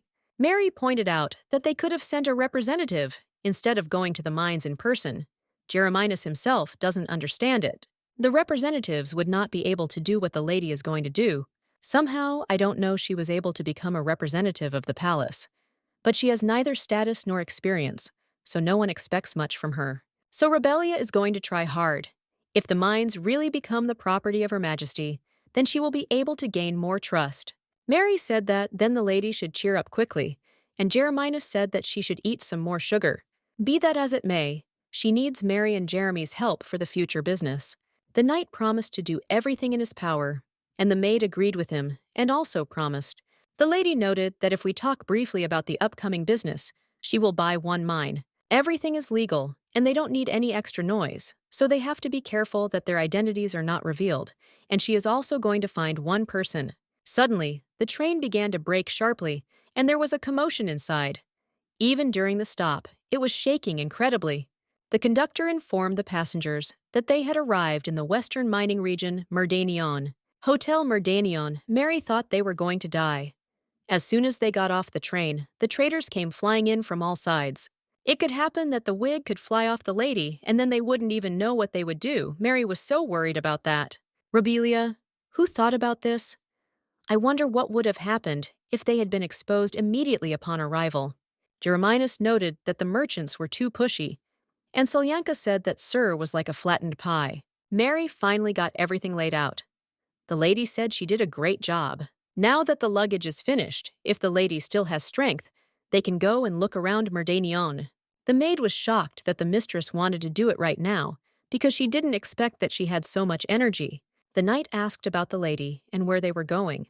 Rebellia noted that it was evening, so they were going to eat. Mary was very happy because they would have dinner in a new region, but she was shocked when she saw where this dinner would be. Rebellia thought they were bankrupt. The knight asked her to wait here. He would see if they were working or not. When the lady looked around the corner, she noticed a man saying that his family had already borrowed 10 million. The guy was shocked because the gentleman said 10 million, but they only took 2. The man said that if they lent, they should return it with interest, because they do not pay. The man shouted for him to give him at least 3,000. He said that he really didn't have it. Well, he came here for a drink, and he's not going to give it back. Suddenly, a man came up behind her. The stranger noted that he had not seen this girl in Merdanion before, and that she had arrived at an untimely time. One screamed that she was hiding here like a rat, and she probably knew that bastard Joel. Another said that she was just passing by. Larry shouted for him to take his dirty hands off the lady, but the stranger immediately threw her away. Rebellia immediately rushed after the maid, but the man grabbed her by the hand. The servant told the master that he would lay out the documents in his office. Jade asked him to put the ones concerning Merdanians separately. The gentleman was sure that Rebellia was doing well. The stranger then noted that he had not come across a large catch for a long time. He was very curious how much they would give for such a girl. Rebellia didn't even know what to do. The man said that even if not things weren't going well, so she'd do. If this continues, they might be exposed. So the lady hit the man on the legs. Rebellia realized that she had to call Sir Jeremias quickly. The stranger became very angry and shouted that he would kill her. At that very moment, something hit him in the face. It was Jeremias, who was apologizing for coming so late. His ally was shocked that he lost, so he didn't know what to do now. He hadn't even called any of the guys yet, so he decided he needed to get away quickly. He shouted after them that he remembered them. Rebellia approached Mary and asked if the liana was okay, since it had fallen because of the lady. The girl said that everything was fine, only her clothes were dirty. She was very upset because the mistress's hands were wounded. Jeremias said he would call a doctor, but the lady said it was not necessary because everything was fine and it was just a small bruise, it would quickly pass. Rebellia needed to talk to someone, and then she approached the man and asked if this gentleman was Joel Primer. The man turned to her and asked again who she was to know him. Joel Primer is Silverstone's son. The lady noted that Silverstone's son is the same as she read in the original. Robelia said that she came because she had a favor to ask of him. Joel was surprised and noted that, as she herself could see, he was barely making ends meet, and he also did not know how she knew his name. Robelia said that he had a debt of 10 million, and she would pay that amount. In return, he would arrange for her to meet his father, Silverstone. The boy was surprised. He couldn't believe that they had sent people from there, and asked if he should bring her to her father, knowing what she was going to do. Joel said that if they think he's going to sell out his family, that's not true, and they can just think he's a fool, and they'd better kill him like you do idiots. They did not understand at all why they would beat someone and ask him to listen, because it seemed there was a misunderstanding. There's nothing she can do, she might lose it. But for the sake of the plan, there's nothing left to do but give it to someone else now. Robelia asked him to give this to Silverstone. She really wants his father to see it? Well, then he will decide whether to meet with her or not. 10 million, just for the transfer of this thing. The gentleman has nothing to lose. They were staying at the Hotel Schwerin, and if he wanted, he could ask Catherine Hayard there. Notable points. From an aristocratic family that went bankrupt and moved to the provinces several generations ago, now a commoner. Great. They were going to buy the 9th mine, which was causing him nothing but trouble. Germinus was wearing expensive clothes, borrowed from the Duke. The man tried to calm down because until the stamp was put, nothing was sold. As far as he knows, the Hayard family went bankrupt several generations ago, so he wonders how they got the capital to buy it. Germinus asked the gentleman why he was asking about someone else's property. He did not understand what kind of look this was for a commoner. And then the gentleman apologized, because as a seller, he must ensure the solvency of the buyers before the contract. Robelia said that they had recently discovered their great-grandfather's inheritance, government bonds of the Western Kingdom, and then provided the document. Why do they say, and said, that a few years ago there was a real silk boom? Some of those who find wealth out of the blue are very lucky. The seller said that this was a very good solution. If he had his father's bonds, he would have bought such a mine himself. Robelia noted that they thought it was just a piece of paper and were about to throw it into the fire. But her father recognized the seal of the Western Kingdom. By this time, huge interest should have accrued. The seller was very happy because he got very naive buyers. They don't understand anything at all. We don't understand the value of the money that fell on them. First, he drew up a draft of the contract, so they asked to read it. They weren't sure that everything was in order, but the gentleman said that they needed to read it anyway. Viscount Roan has no idea, and for him 700 million seems like a sum that fell to him by chance, but for her it is extremely cheap. The lady said that everything seemed to be fine with the contract. The salesman smiled and told her to firmly put her stamp on it. The seller thought that they would manage in 5 days. During this time, he would report this matter to Count Effalentia, and having received his permission, he would definitely sell them the 9th mine. The lady was surprised that it would only take 5 days, because she thought it usually took 2 weeks. Germinus noted that no matter how fast the train was, it would take a week there and back. The shopkeeper said the Count would be visiting soon, and he was going to report to him personally. Robelia tensed up a little when she realized that the Count would come in person. He will arrive with Lady Ina. This was definitely not the case in the original. It has been at least 3 years since Ina started her first business in the mines, and the remark appeared that she was going to Merdanion for the first time. She suggested digging a little deeper into mine number 9, whose work had been stopped due to a huge deficit. In just 1 week, she received a huge amount of money, so the lady did not quite understand why everything had changed and did not want to believe in a bad outcome. Maybe it's because she doesn't act like she did in the original. We need to find out. Malin told Aina that he raised her like a bird in a luxurious cage. This time, she must look closely at everything in Merdanion. Look at what business he is doing to preserve the Effalentian line, and also so that she would know how her honor was created. Ina lowered her eyes and obeyed her father. Effalentius's office in Merdanion. The man said that he could ask as much as he wanted, but he wouldn't be able to hire him again because an old man like him couldn't work in the mine. The man said that he wasn't asking for himself. He could hire the young guys who worked under him again. The man said that he would even kneel if the master wanted it. They are not doing business, but in gratitude here. Therefore, people must have a conscience. 15 years ago, he miscalculated. It was unfair, and the accusation. I told you he didn't look like the type of person who would do something like that after decades of devotion to the Effalentia family. The man said that he was fed up. If he wanted to, he could do the work for him, in any case. He didn't know anything, and it was time for him to go. Joel approached his father.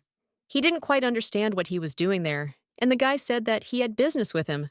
He didn't even know if it would be right to give it to his father now. And his father asked him again what he was doing there. Joel said that someone had asked him to give this to him. The gentleman realized that this was Mrs. Julia's pendant, and then he asked who had told him to give it to him.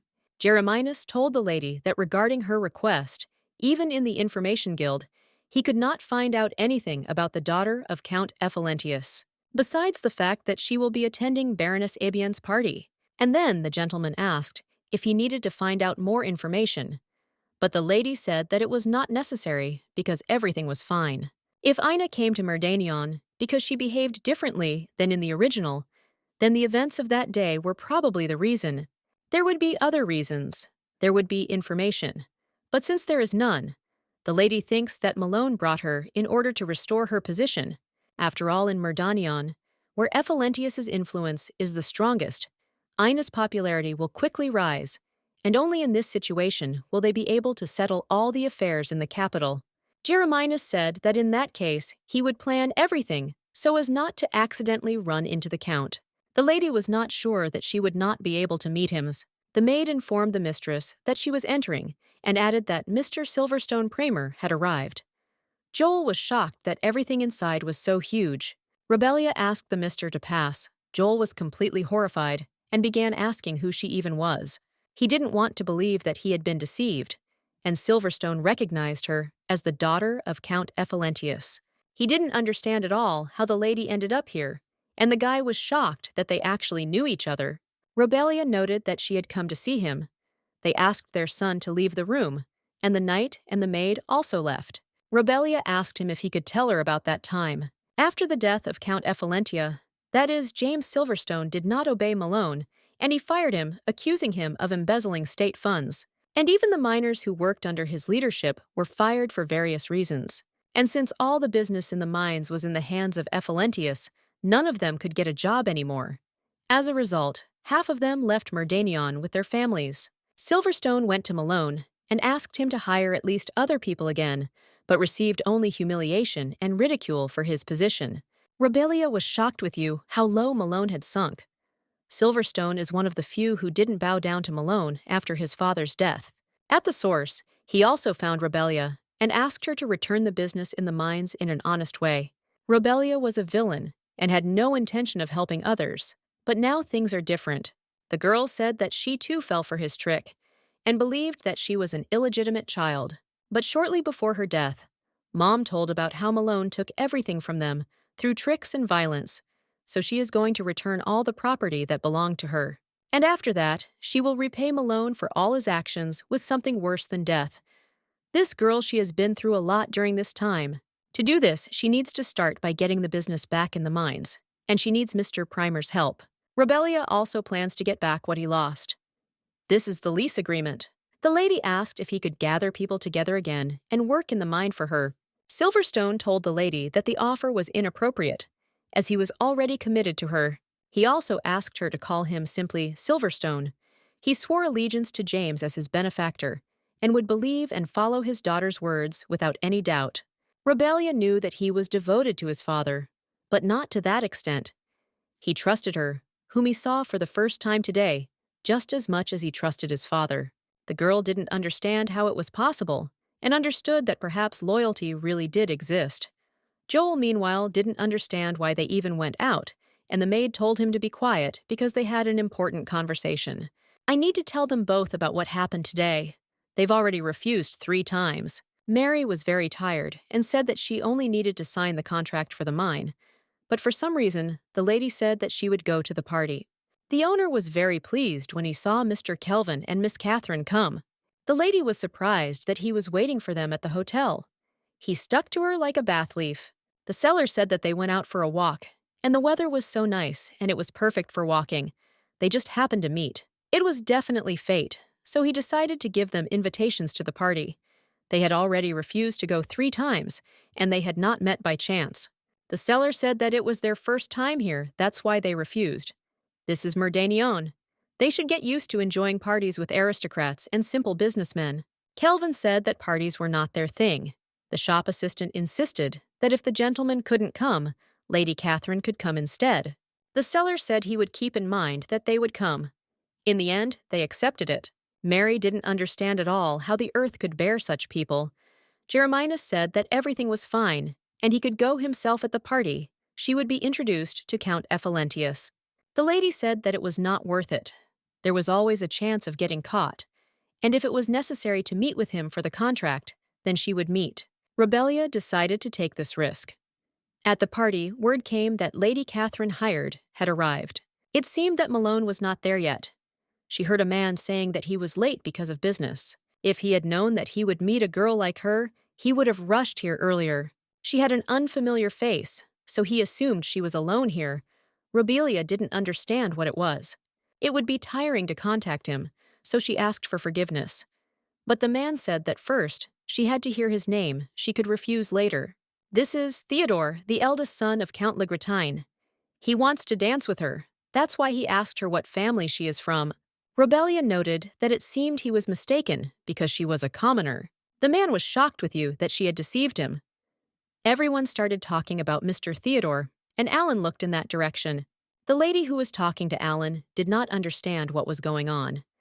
The gentleman asked him to forgive her because he needed to go away. Theodore did not understand at all how a despised commoner dared to pretend to be an aristocrat. Robelia didn't understand what was going on. Because she hadn't done anything, Theodore didn't understand at all what she meant by didn't do anything. Alan in front of the girl and apologized to his brother. Here I did not understand where he came from here. Alan said that this girl was his partner. The lady was very surprised when she saw him. Robelia knew he couldn't recognize her. Alan remarked that she looked like Catherine of the Haired family. He apologizes for his brother. He made a big mistake. The lady said that it is not worth it, on the contrary. She is grateful that he helped her. Robelia was glad he didn't recognize her. He just wanted to interrupt my dignified older brother behavior. The lady thinks that the place of heir will go to the younger brother. It turned out so awkward the brother always disgraces them, so the gentleman asked her to stay with him for a little while, if you don't mind. They will have something like a temporary partnership. Robelia thought that he was pretending to be nice to everyone. But it seems that this is not so. Malone said that Ina is the head of their branch in Mardanion. Alan noted that it seemed like the Ephalentia had arrived, since it was so noisy. He also asked the lady if she was interested in them. The girl asked if there was anyone among the entrepreneurs who did not know about the Count's family. The gentleman noted that she was right, because it was a legendary family. The lady thought that he was interested in Ina. Alan said he didn't know. They say if the bonds are reliable, and she has confidence in them, then she should take them at any cost. Well, lately he's been wondering if that's right. There's been something that's bothering him. Robelia didn't understand at all why he suddenly started talking about bonds. Probably rumors had already reached Hayard about his success with them. Therefore, the lady asked him again whether he should talk about the bonds of the Western Kingdom. The gentleman said that nothing of the sort, and noted that she had asked about Lady Aina. If she wants to talk to the Count, then first you need to start a conversation with her. She is greedy for attention, so she will not ignore it. If she's lucky, the Count will be interested in her. I don't think he was talking about bonds. It seems that brother has become interested in something else. So now the lady can go. Robelia did not understand at all what kind of politics of choice this was. The lady said that she would go, and also thanked the gentleman for his help. He was seeing her for the first time, so he didn't quite understand why he was talking such nonsense. He even blushed from it. Lady Aina's arrival in Merdanion is probably for her studies. Many believed that she was actually going to begin her studies as an heir. Robelia realized that instead of the position of palace representative, she would be given the business in the mines. That happened about 3 years earlier.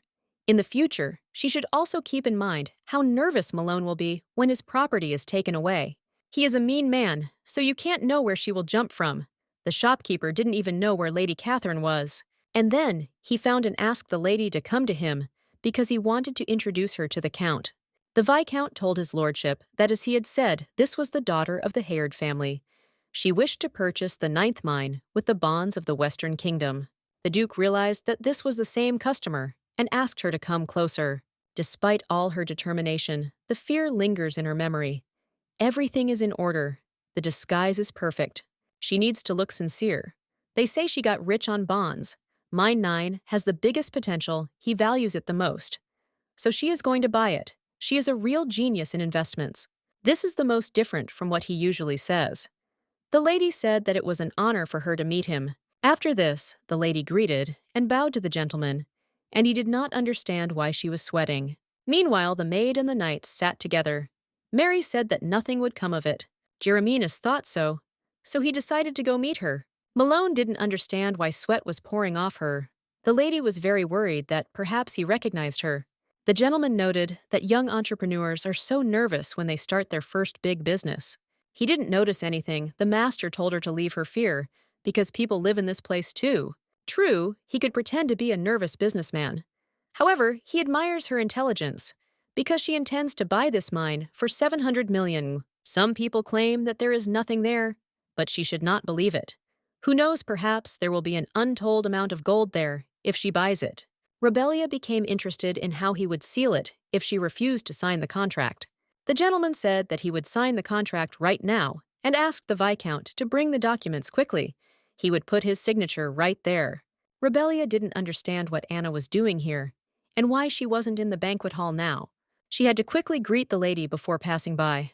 Otherwise, she might get caught. Anna called her sister, and the lady was very scared and did not understand what she was talking about. Anna said that it was Rebelia, but the girl took her hand back and said that she was mistaken. Anna asked for forgiveness and added that she just said it because she wanted to say it. Suddenly, Jeremias and Mary ran up to her. He said that she hadn't returned for a long time, so he came to meet her and also asked if he was disturbing. The lady said that everything was fine, and she believed that the lady mistook her for someone else, after which she apologized and said that she would leave. Ina told her not to worry, because she would not tell anyone about her secret if she did not want to. Malon didn't notice anything, but Ina definitely recognized her. Rebelia heard that this girl was fixated on Rebelia. This was already strange. It seemed that she didn't know her as well as she thought. Rebelia remarked that now that she thought about it, she wondered how they had ended up here. The maid said that they were just worried about her and came here. Jeremias said that they were very worried and came, and suddenly Mary saw the contract in the lady's hands. Rebelia said that they had made an agreement that if they paid the remaining money tomorrow, the mine would be hers entirely. Jeremias noticed that the lady had worked so hard all this time, so he had prepared a special dish today. The lady was surprised, and the maid now understood why the knight chose the ingredients himself today. Mary said that she was a servant of the Pareto family and could not lose, so they would have a cooking duel. And so, unexpectedly, the culinary battle began. The maid's dish didn't quite turn out. Mary thought it was strange because Hilda seemed to do everything the same way, but she did it better. To be honest, she was never responsible for cooking. Her duties included serving guests. Well, Mary never thought that she would lose to Sir Jeremias the knight. For some reason, the Lord felt betrayed when she heard about serving guests, and she also told the lady that she had done her job wonderfully. Mary suggested that they quickly try what the knight Jeremias had prepared. Rebelia noted that it was indeed delicious, but he was busy training, so she wondered when he learned to cook. Jeremias said he used to cook every day with his younger siblings to feed them. Yes. After he started working for the Duke, their family's situation improved, and there was no longer any need for that. Mary didn't even know about it, and also noticed that he was now Lady Rebelia's older brother. You most likely felt like you were cooking for your little sister again. Jeremias doesn't like it, so he says he'll go get some salt. Mary's not happy because he went to get some salt at night. Jeremias didn't understand what was wrong with him. He certainly didn't have any ill feelings towards Lady Rebelia. Why did you for a moment have the thought that he doesn't like her, but in the future, he needs to be more careful, because even thinking like that is rude. After all, a trifling word can hurt. The boys were very happy because now they could work again. Silverstone noted that this time the mine belongs to Ephelentia, so they will definitely be able to work. Today, all the drinks are on him. They decided to drink everything that was there. The Duke told the Viscount that he had made a fine bargain, Roan, that it was an honor to contribute to his master's business. Malone never thought there would be fools who would buy a dead mine. This trip to Merdanion promises good results, and Malone is very pleased with himself. Merdanion Bank. The gentleman reported that everything was correct. The lady was grateful for waiting. She said that after checking the bank check and the contents, they would complete the transaction. The deal is between Mr. Hierdos and the head of the Ephelentia branch in Merdanion, Viscount Rowan. He is going to buy the 9th mine for 700,000. Kelvin confirmed that everything was so adding that he also did not notice any errors. The bank employees said that they would send a certificate about the change of owner of the 9th mine. The Viscount did not believe that it would really come to a deal. For the sake of this conversation, they recalled their workers from the mine in advance so they could start work immediately. The Viscount remarked that he would pray that they would find the gold mine as soon as possible and noted that they would certainly be able to develop the mine. Jeremias noticed that he could no longer hold any of the girls after the contract was signed, so he said he would go. And he was also grateful for the excellent deal. With a smile, the Viscount said goodbye to him. The gentleman provided a copy of the certificate, with which he will be able to enter the mine. Joel thought he should tell her father. The gentleman said that if he said it was Catherine's request, he would get to work right away. Joel realized that this place was a closed mine. The guys, when they looked at this mine, asked the boss if this was true. Silverstone ordered him to watch his language, for he had probably forgotten that they were akin to benefactors to them.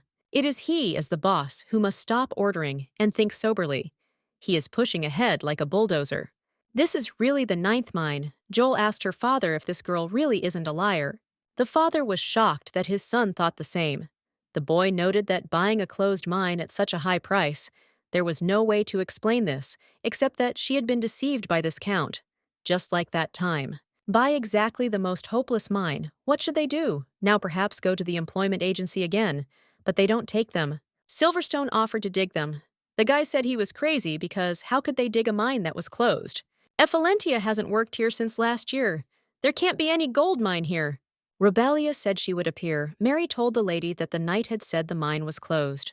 5 minutes ago, Jeremias said that Joel told him that the mine was closed. The maid was horrified when she found out about it. Rebelia asked the lady if she had heard a similar parable about a treasure hunter who would have found treasure if he had taken just one step, but he got tired and did not take it. Jeremias noted that this was an old story and that his grandmother had told it to him as a child. Mary asked what happened next. It seemed that a porter had appeared. The traveler and the porter set out on a journey to find the treasure. But the greedy traveler did not go far, and having taken all the things that he could get money for, he turned back alone. The porter, left alone in an unfamiliar place without his belongings, wandered around the area for another week and finally found the treasure. That's why the lady is going to be a porter. She thinks they'll be very surprised when they find out how much gold is buried there. Mary thought the lady was very cool, and the knight thought about it. Rebelia asked if they were saying that the miners were gathering at the mine. The knight said that they were saying that the condition of the land needed to be checked, and she immediately said that they needed to go and convince them that gold would appear in this mine. Mary told them to come back quickly, and she would stay and clean up here. Rebelia is the owner of that mine, and the miners wonder if she even knew what kind of place it was when she bought it. Silverstone couldn't calm him down. The man said that there wasn't even any ore, let alone gold. Thompson told the chief that he was trying to control himself. He began asking the lady how she would justify not being able to pay them when she found nothing here. The miners noticed that he was right. Rebelia told them that there had been a misunderstanding. Whether there is gold in the mine or not, they will be paid according to the contract. And now they will focus on developing this place. If they promise to work on the extraction, she will pay them a year's salary in advance. After this, the lady asked what they thought about this. The man decided to start working right away. He had just recently been shouting that he wouldn't do it, but in the end, he came anyway. The man said that the money was not small and that he would not be paid a year in advance anywhere else. And if they dig, they will say later that there is no money, they can just leave. Silverstone told the lady that she was so reckless. The lady asked for forgiveness. She asked him for a favor without explaining anything. The gentleman noticed that she really did look like James. So the girl decided to ask what her father was like. Silverstone said there was no one in the world more reckless than him, but he never lost. Even if sometimes things turned out the way he expected, he always had the strength to turn it to his advantage. And it seems to him that the lady also has this strength. Rebelia was very grateful to the man for believing in her. The ninth mine would not be a failure. What an untold treasure that the greedy traveler missed, hastily choosing the benefit that was in sight, will become the ninth mine. Rebelia was very interested in the Count's expression on all this a week later. Jeremias wrote a letter to the esteemed Duke because he wanted to report to him about life in Merdanion. The first day passed peacefully, except for a small skirmish with local bandits. As planned, they succeeded in purchasing the ninth mine and began development. And a week later, as Lady Rebelia had predicted, the miners found gold. Gold appeared, and the knight told about it in a letter because he thought it was amazing. A new deposit is opened. The man heard that the reserves there are huge. This is the first such deposit in 7 years. The man asked what mine he was talking about. The other replied that he should know about the case when Ephelentia struck gold. The previous Count of Ephelentia gained great wealth from the gold mining of the second mine. He is a figure who stirred the fire in the hearts of entrepreneurs. This is true, as in the second mine, they dug up in the ninth as well. The man was in complete shock when he heard about this and screamed, asking if it was really in the ninth, and was outraged that it was the Ephelentia mine again. Only they are capable of this. The man noted that no one really knows about this yet, but the owner of this mine had recently changed. They say that these are some young brothers, and their sister from the common people. The Viscount understood that this was impossible, and he needed to return the ninth mine before the Count found out about it. The Viscount can pull the wool over the eyes of this blockhead. Rumors quickly spread throughout the city. The Viscount came to meet the Hairds. The knight wrote that the Viscount had come. The lady was surprised that he was offering to sell the mine back to him. The Viscount said he would buy it for 2 billion, even 25 billion. He said there was no guarantee that more gold would appear, and she hadn't even paid off her debts. He is going to buy the mine and is offering a ridiculous sum of 2.5 billion. The Viscount said that even if they found more gold, it would cost a pretty penny. But if 25 billion was enough, he would write a check right here and now. Rebelia said that if they mined the gold properly, they would recoup the money in 6 months. It turns out that she looks like a fool to sell the mine for such a price, and it's such a pity. The lady also asked the Viscount to return to his place. He could not believe it, because these people were newcomers who did not understand anything about business. At last he left, and the lady was very glad. The knight remarked that it seemed he still had a feeling of shame. The Viscount was refused, and humbly withdrew. In Merdanion, things are going smoothly as required. Therefore, the Duke need not worry, and the knight also wished him good health. The Duke was glad, because it seemed they were coping, and the butler was also very glad to hear about it. The shop assistant noted that the gentleman immediately noticed the beautiful item, and added that it was the last one left. At first, the Duke did not understand what he was talking about, but then he remembered that he had chosen to give a gift, and also to inspect it. The seller asked the gentleman who he was going to give this to, perhaps his girlfriend. Well, the gentleman said that it wasn't his girlfriend. The salesman pointed out that he just hadn't confessed yet. Jade started to say that it wasn't so, but the seller noted that he was still embarrassed, and no matter what he would say, that this bracelet brings good luck. If you wear it, it will protect you from great misfortune, and will be a great gift for a declaration of love. Suddenly, the gentleman noticed a monster holding Rebelia in its hands. The servants shouted for the master to move away, and Rebelia was the master, and asked for help. He immediately took out his sword. His other side asked if he would really save that girl. He must think about his curse. Not only will he not be able to save her, he will turn into a monster if he grabs the sword. And when the Duke becomes a monster, he will kill her with his own hands. The Duke woke up with a letter in his hands. Then he went out, and the butler was standing outside the door. Geralt told the master that he would not allow him because he had spent the last 15 days earning money, because he also could not sleep. Therefore, the gentleman needs to rest because his body will weaken. The Duke turned to the butler and told him to get out of the way. At the boutique, Rose welcomed Count Ephelentia and his daughter. They closed for a break to serve the Count. The gentleman said that they had come to look at a modest dress that would cheer up his daughter, but he did not understand why no one was there. They wanted him to be comfortable, and made room as soon as they heard he was coming. The Count was very happy and thanked him for this, and also asked his daughter how she was and whether her mood had improved. The saleswoman told the lady that this is the most popular style in Merdanian. It looks first class, and at the same time can give a feeling of uniqueness. Therefore, she can recommend it with full confidence. Aina noted that this is really the first time she has seen a dress with such a design. The lady said that she was very beautiful, but immediately remembered her father's words, that everything their family had was not her property.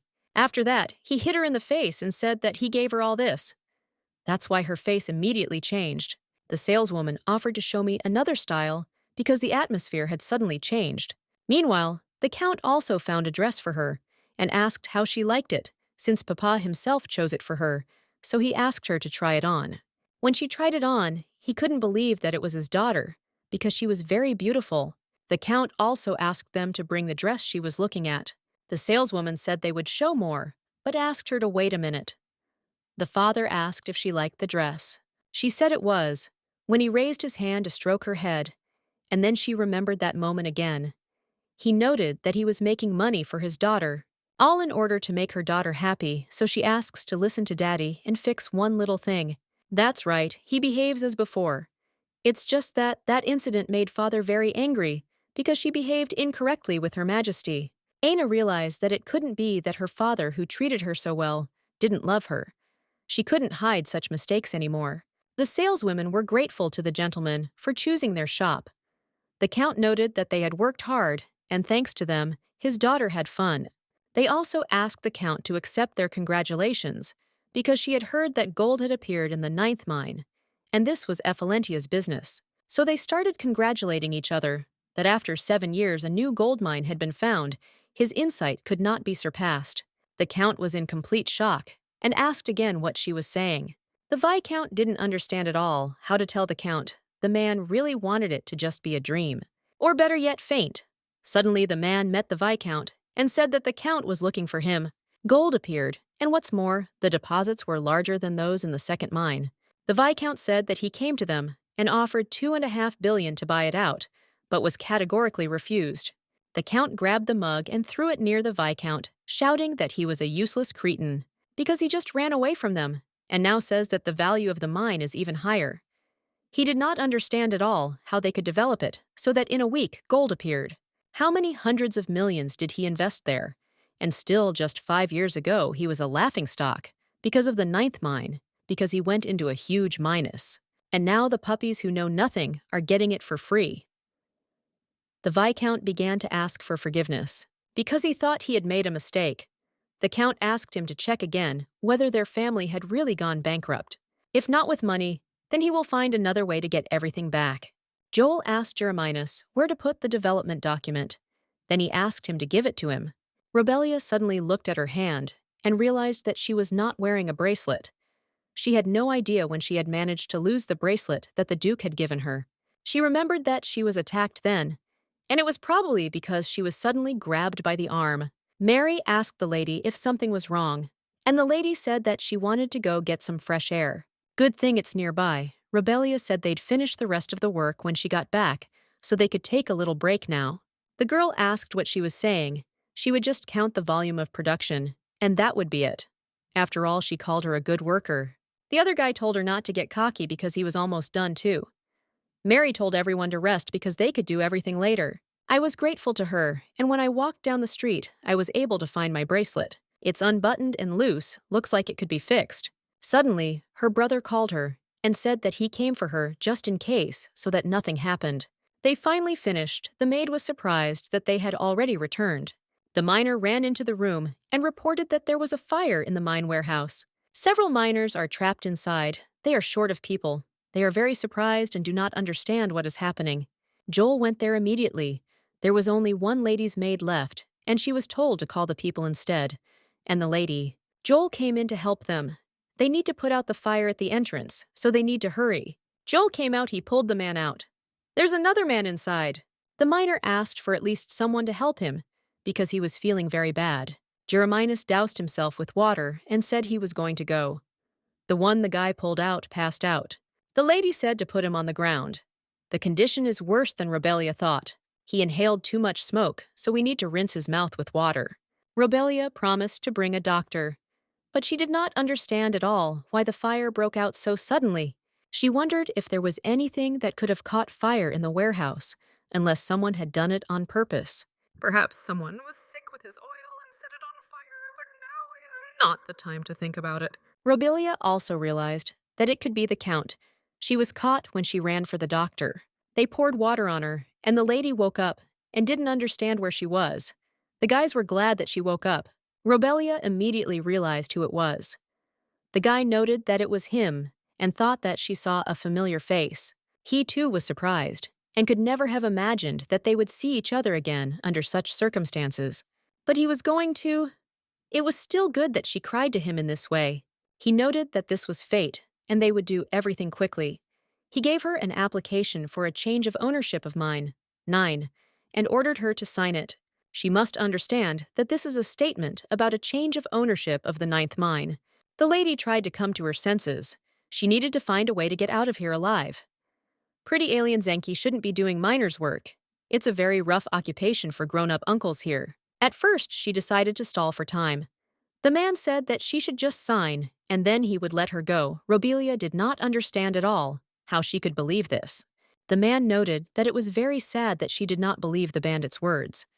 To be honest, they do not like torture and a lot of blood, and that is why they only grabbed her. She doesn't even know how much he racked his brain over how to get that guy out of the way. Now she understood why the fire had happened. According to the customer's terms, they had to get a signature on the contract, and that was it. That's why she shouldn't take him out, and that's why she needs to sign. They won't be able to take the mine away that way anyway. The problem is that she might not survive. He needs to remain so carefree. Robelia said that was good. The man remarked that it was excellent, so she should sign, and then they would go their separate ways. The man noticed that she had tried so hard, and now he ordered her to be gotten rid of. The man apologized because shutting her mouth was also the customer's condition. The man attacked her with a knife, but the lady threw him away and fell. The guy noted that they said they would let him go right away. It's good that it turned out that way. He also prefers doing it with his bare hands. He began to strangle the lady, and awareness was leaving her with every second. But suddenly, someone hit that man. It was the Duke of Parado. The lady was very surprised, and he immediately turned to Robelia. There is no one else left inside. His condition is better than Kelvin thought. Luckily, he wasn't badly hurt. But it's really weird. Nothing here should have caught fire. This is the first time in 30 years that the gentleman has heard of a warehouse catching fire. Jeremias asked if this was really the first fire. He confirmed it and added that the warehouse only contained pickaxes, so it was not entirely clear what could have happened there. If a spark flares up, it will immediately go out. The fire itself could not appear in the warehouse, so it is something else. Suddenly, the knight asked where the lady was. Mary told him that she had gone to get a doctor. It seemed that she had not returned for too long. Jeremias immediately ran in the direction the lady had gone. He urgently needed to find Robelia. The Duke asked the lady if she could stand up. Robelia confirmed this and said that she was very grateful. She told the Duke that it was the mine warehouse, so it could only be opened from the inside with a special key. The kidnappers must have taken him. They're unconscious outside. The Duke put the mantle on Robelia. The girl decided to ask him how he knew she was here and even came. The Duke said that she had sent a letter asking for help. That was why he had come. The lady said that he didn't have to come to sort everything out. The Duke said he was not sure what was in the letter because he had not read it. Robelia smiled and said that he had looked at it. The Duke said that she had written that she needed help. She thought that since Malone had missed out on a mine that had become a jackpot for penniless commoners, he would definitely do something about it. He will send people with threats, drive them into a dead end, and force them to leave the mine. So she planned to frame it as a sale to his lordship, who had heard rumors about the 9th mine. Because if the mine became his property, Malone would no longer be able to interfere. That's what the letter said. But in the end, what she feared happened first. It seems she made a mistake. She didn't think they would want to start with murder, without even trying other methods. The vile Viscount went for it. But she did not understand at all how the Duke knew that she had been captured and came to her aid. The gentleman said that he found her as soon as he arrived, but he was followed by suspicious men, so he followed them. That's how he ended up here, but in the end he still couldn't help as he was supposed to. Robelia thanked his lordship for saving her. The lord asked if she would thank him even if they were locked in. This is exactly the case, so we need to think about how to get them out. Robelia remembered her bracelet, but did not see it on her hand. Still, the lady was sure that she had picked it up. Robelia asked for forgiveness because the bracelet he gave her seemed to have broken and gotten lost somewhere. The girl was upset because it was his gift. Pertsev thought about what would have happened if he hadn't had that dream. He wasn't sure he could come to this place. The Duke said there was nothing wrong with that. The main thing was that she was alive. In fact, he bought the bracelet when he went out to inspect his lands. It protects against troubles. But 4 days ago, when the bracelet broke, he had a dream that she was in danger. Then you personally came to Merdinion, because from that moment on, anxiety overcame him without any particular reason, and he could not sleep. So he wanted to make sure that she was not in any danger here, and thanks to her help, he did not have dreams well this time. In his dream, he helped her. It's just amazing. The Duke thinks that this vision also happened because of her magic. It seems that he couldn't sleep well. She is very sorry. Her magic really did disturb the Duke with its attention. To perceive this situation rationally, it is truly incredible. The lady noted that it was amazing, and also noticed that it seemed like someone was coming. It was the knight's voice. Mary and Silverstone were with him. Jeremias was very glad that the lady was safe, and also did not understand at all what His Highness the Duke was doing here. Robelia asked the chief if everything was okay with the miners. He confirmed it, and said that they had settled everything with the warehouse safely. The chief could not believe that the lady had been kidnapped by kidnappers. He should have been more vigilant, because what would happen to her? Silverstone is ashamed to even look her in the eye. They all ended well, so the lady is grateful that they were so diligent in looking for her. The maid said that they were really worried. Jeremias told the mistress that she had dropped a bracelet on a forest path. They found the tracks of a cart nearby and followed them. The lady was surprised when she saw the bracelet. He saved her twice.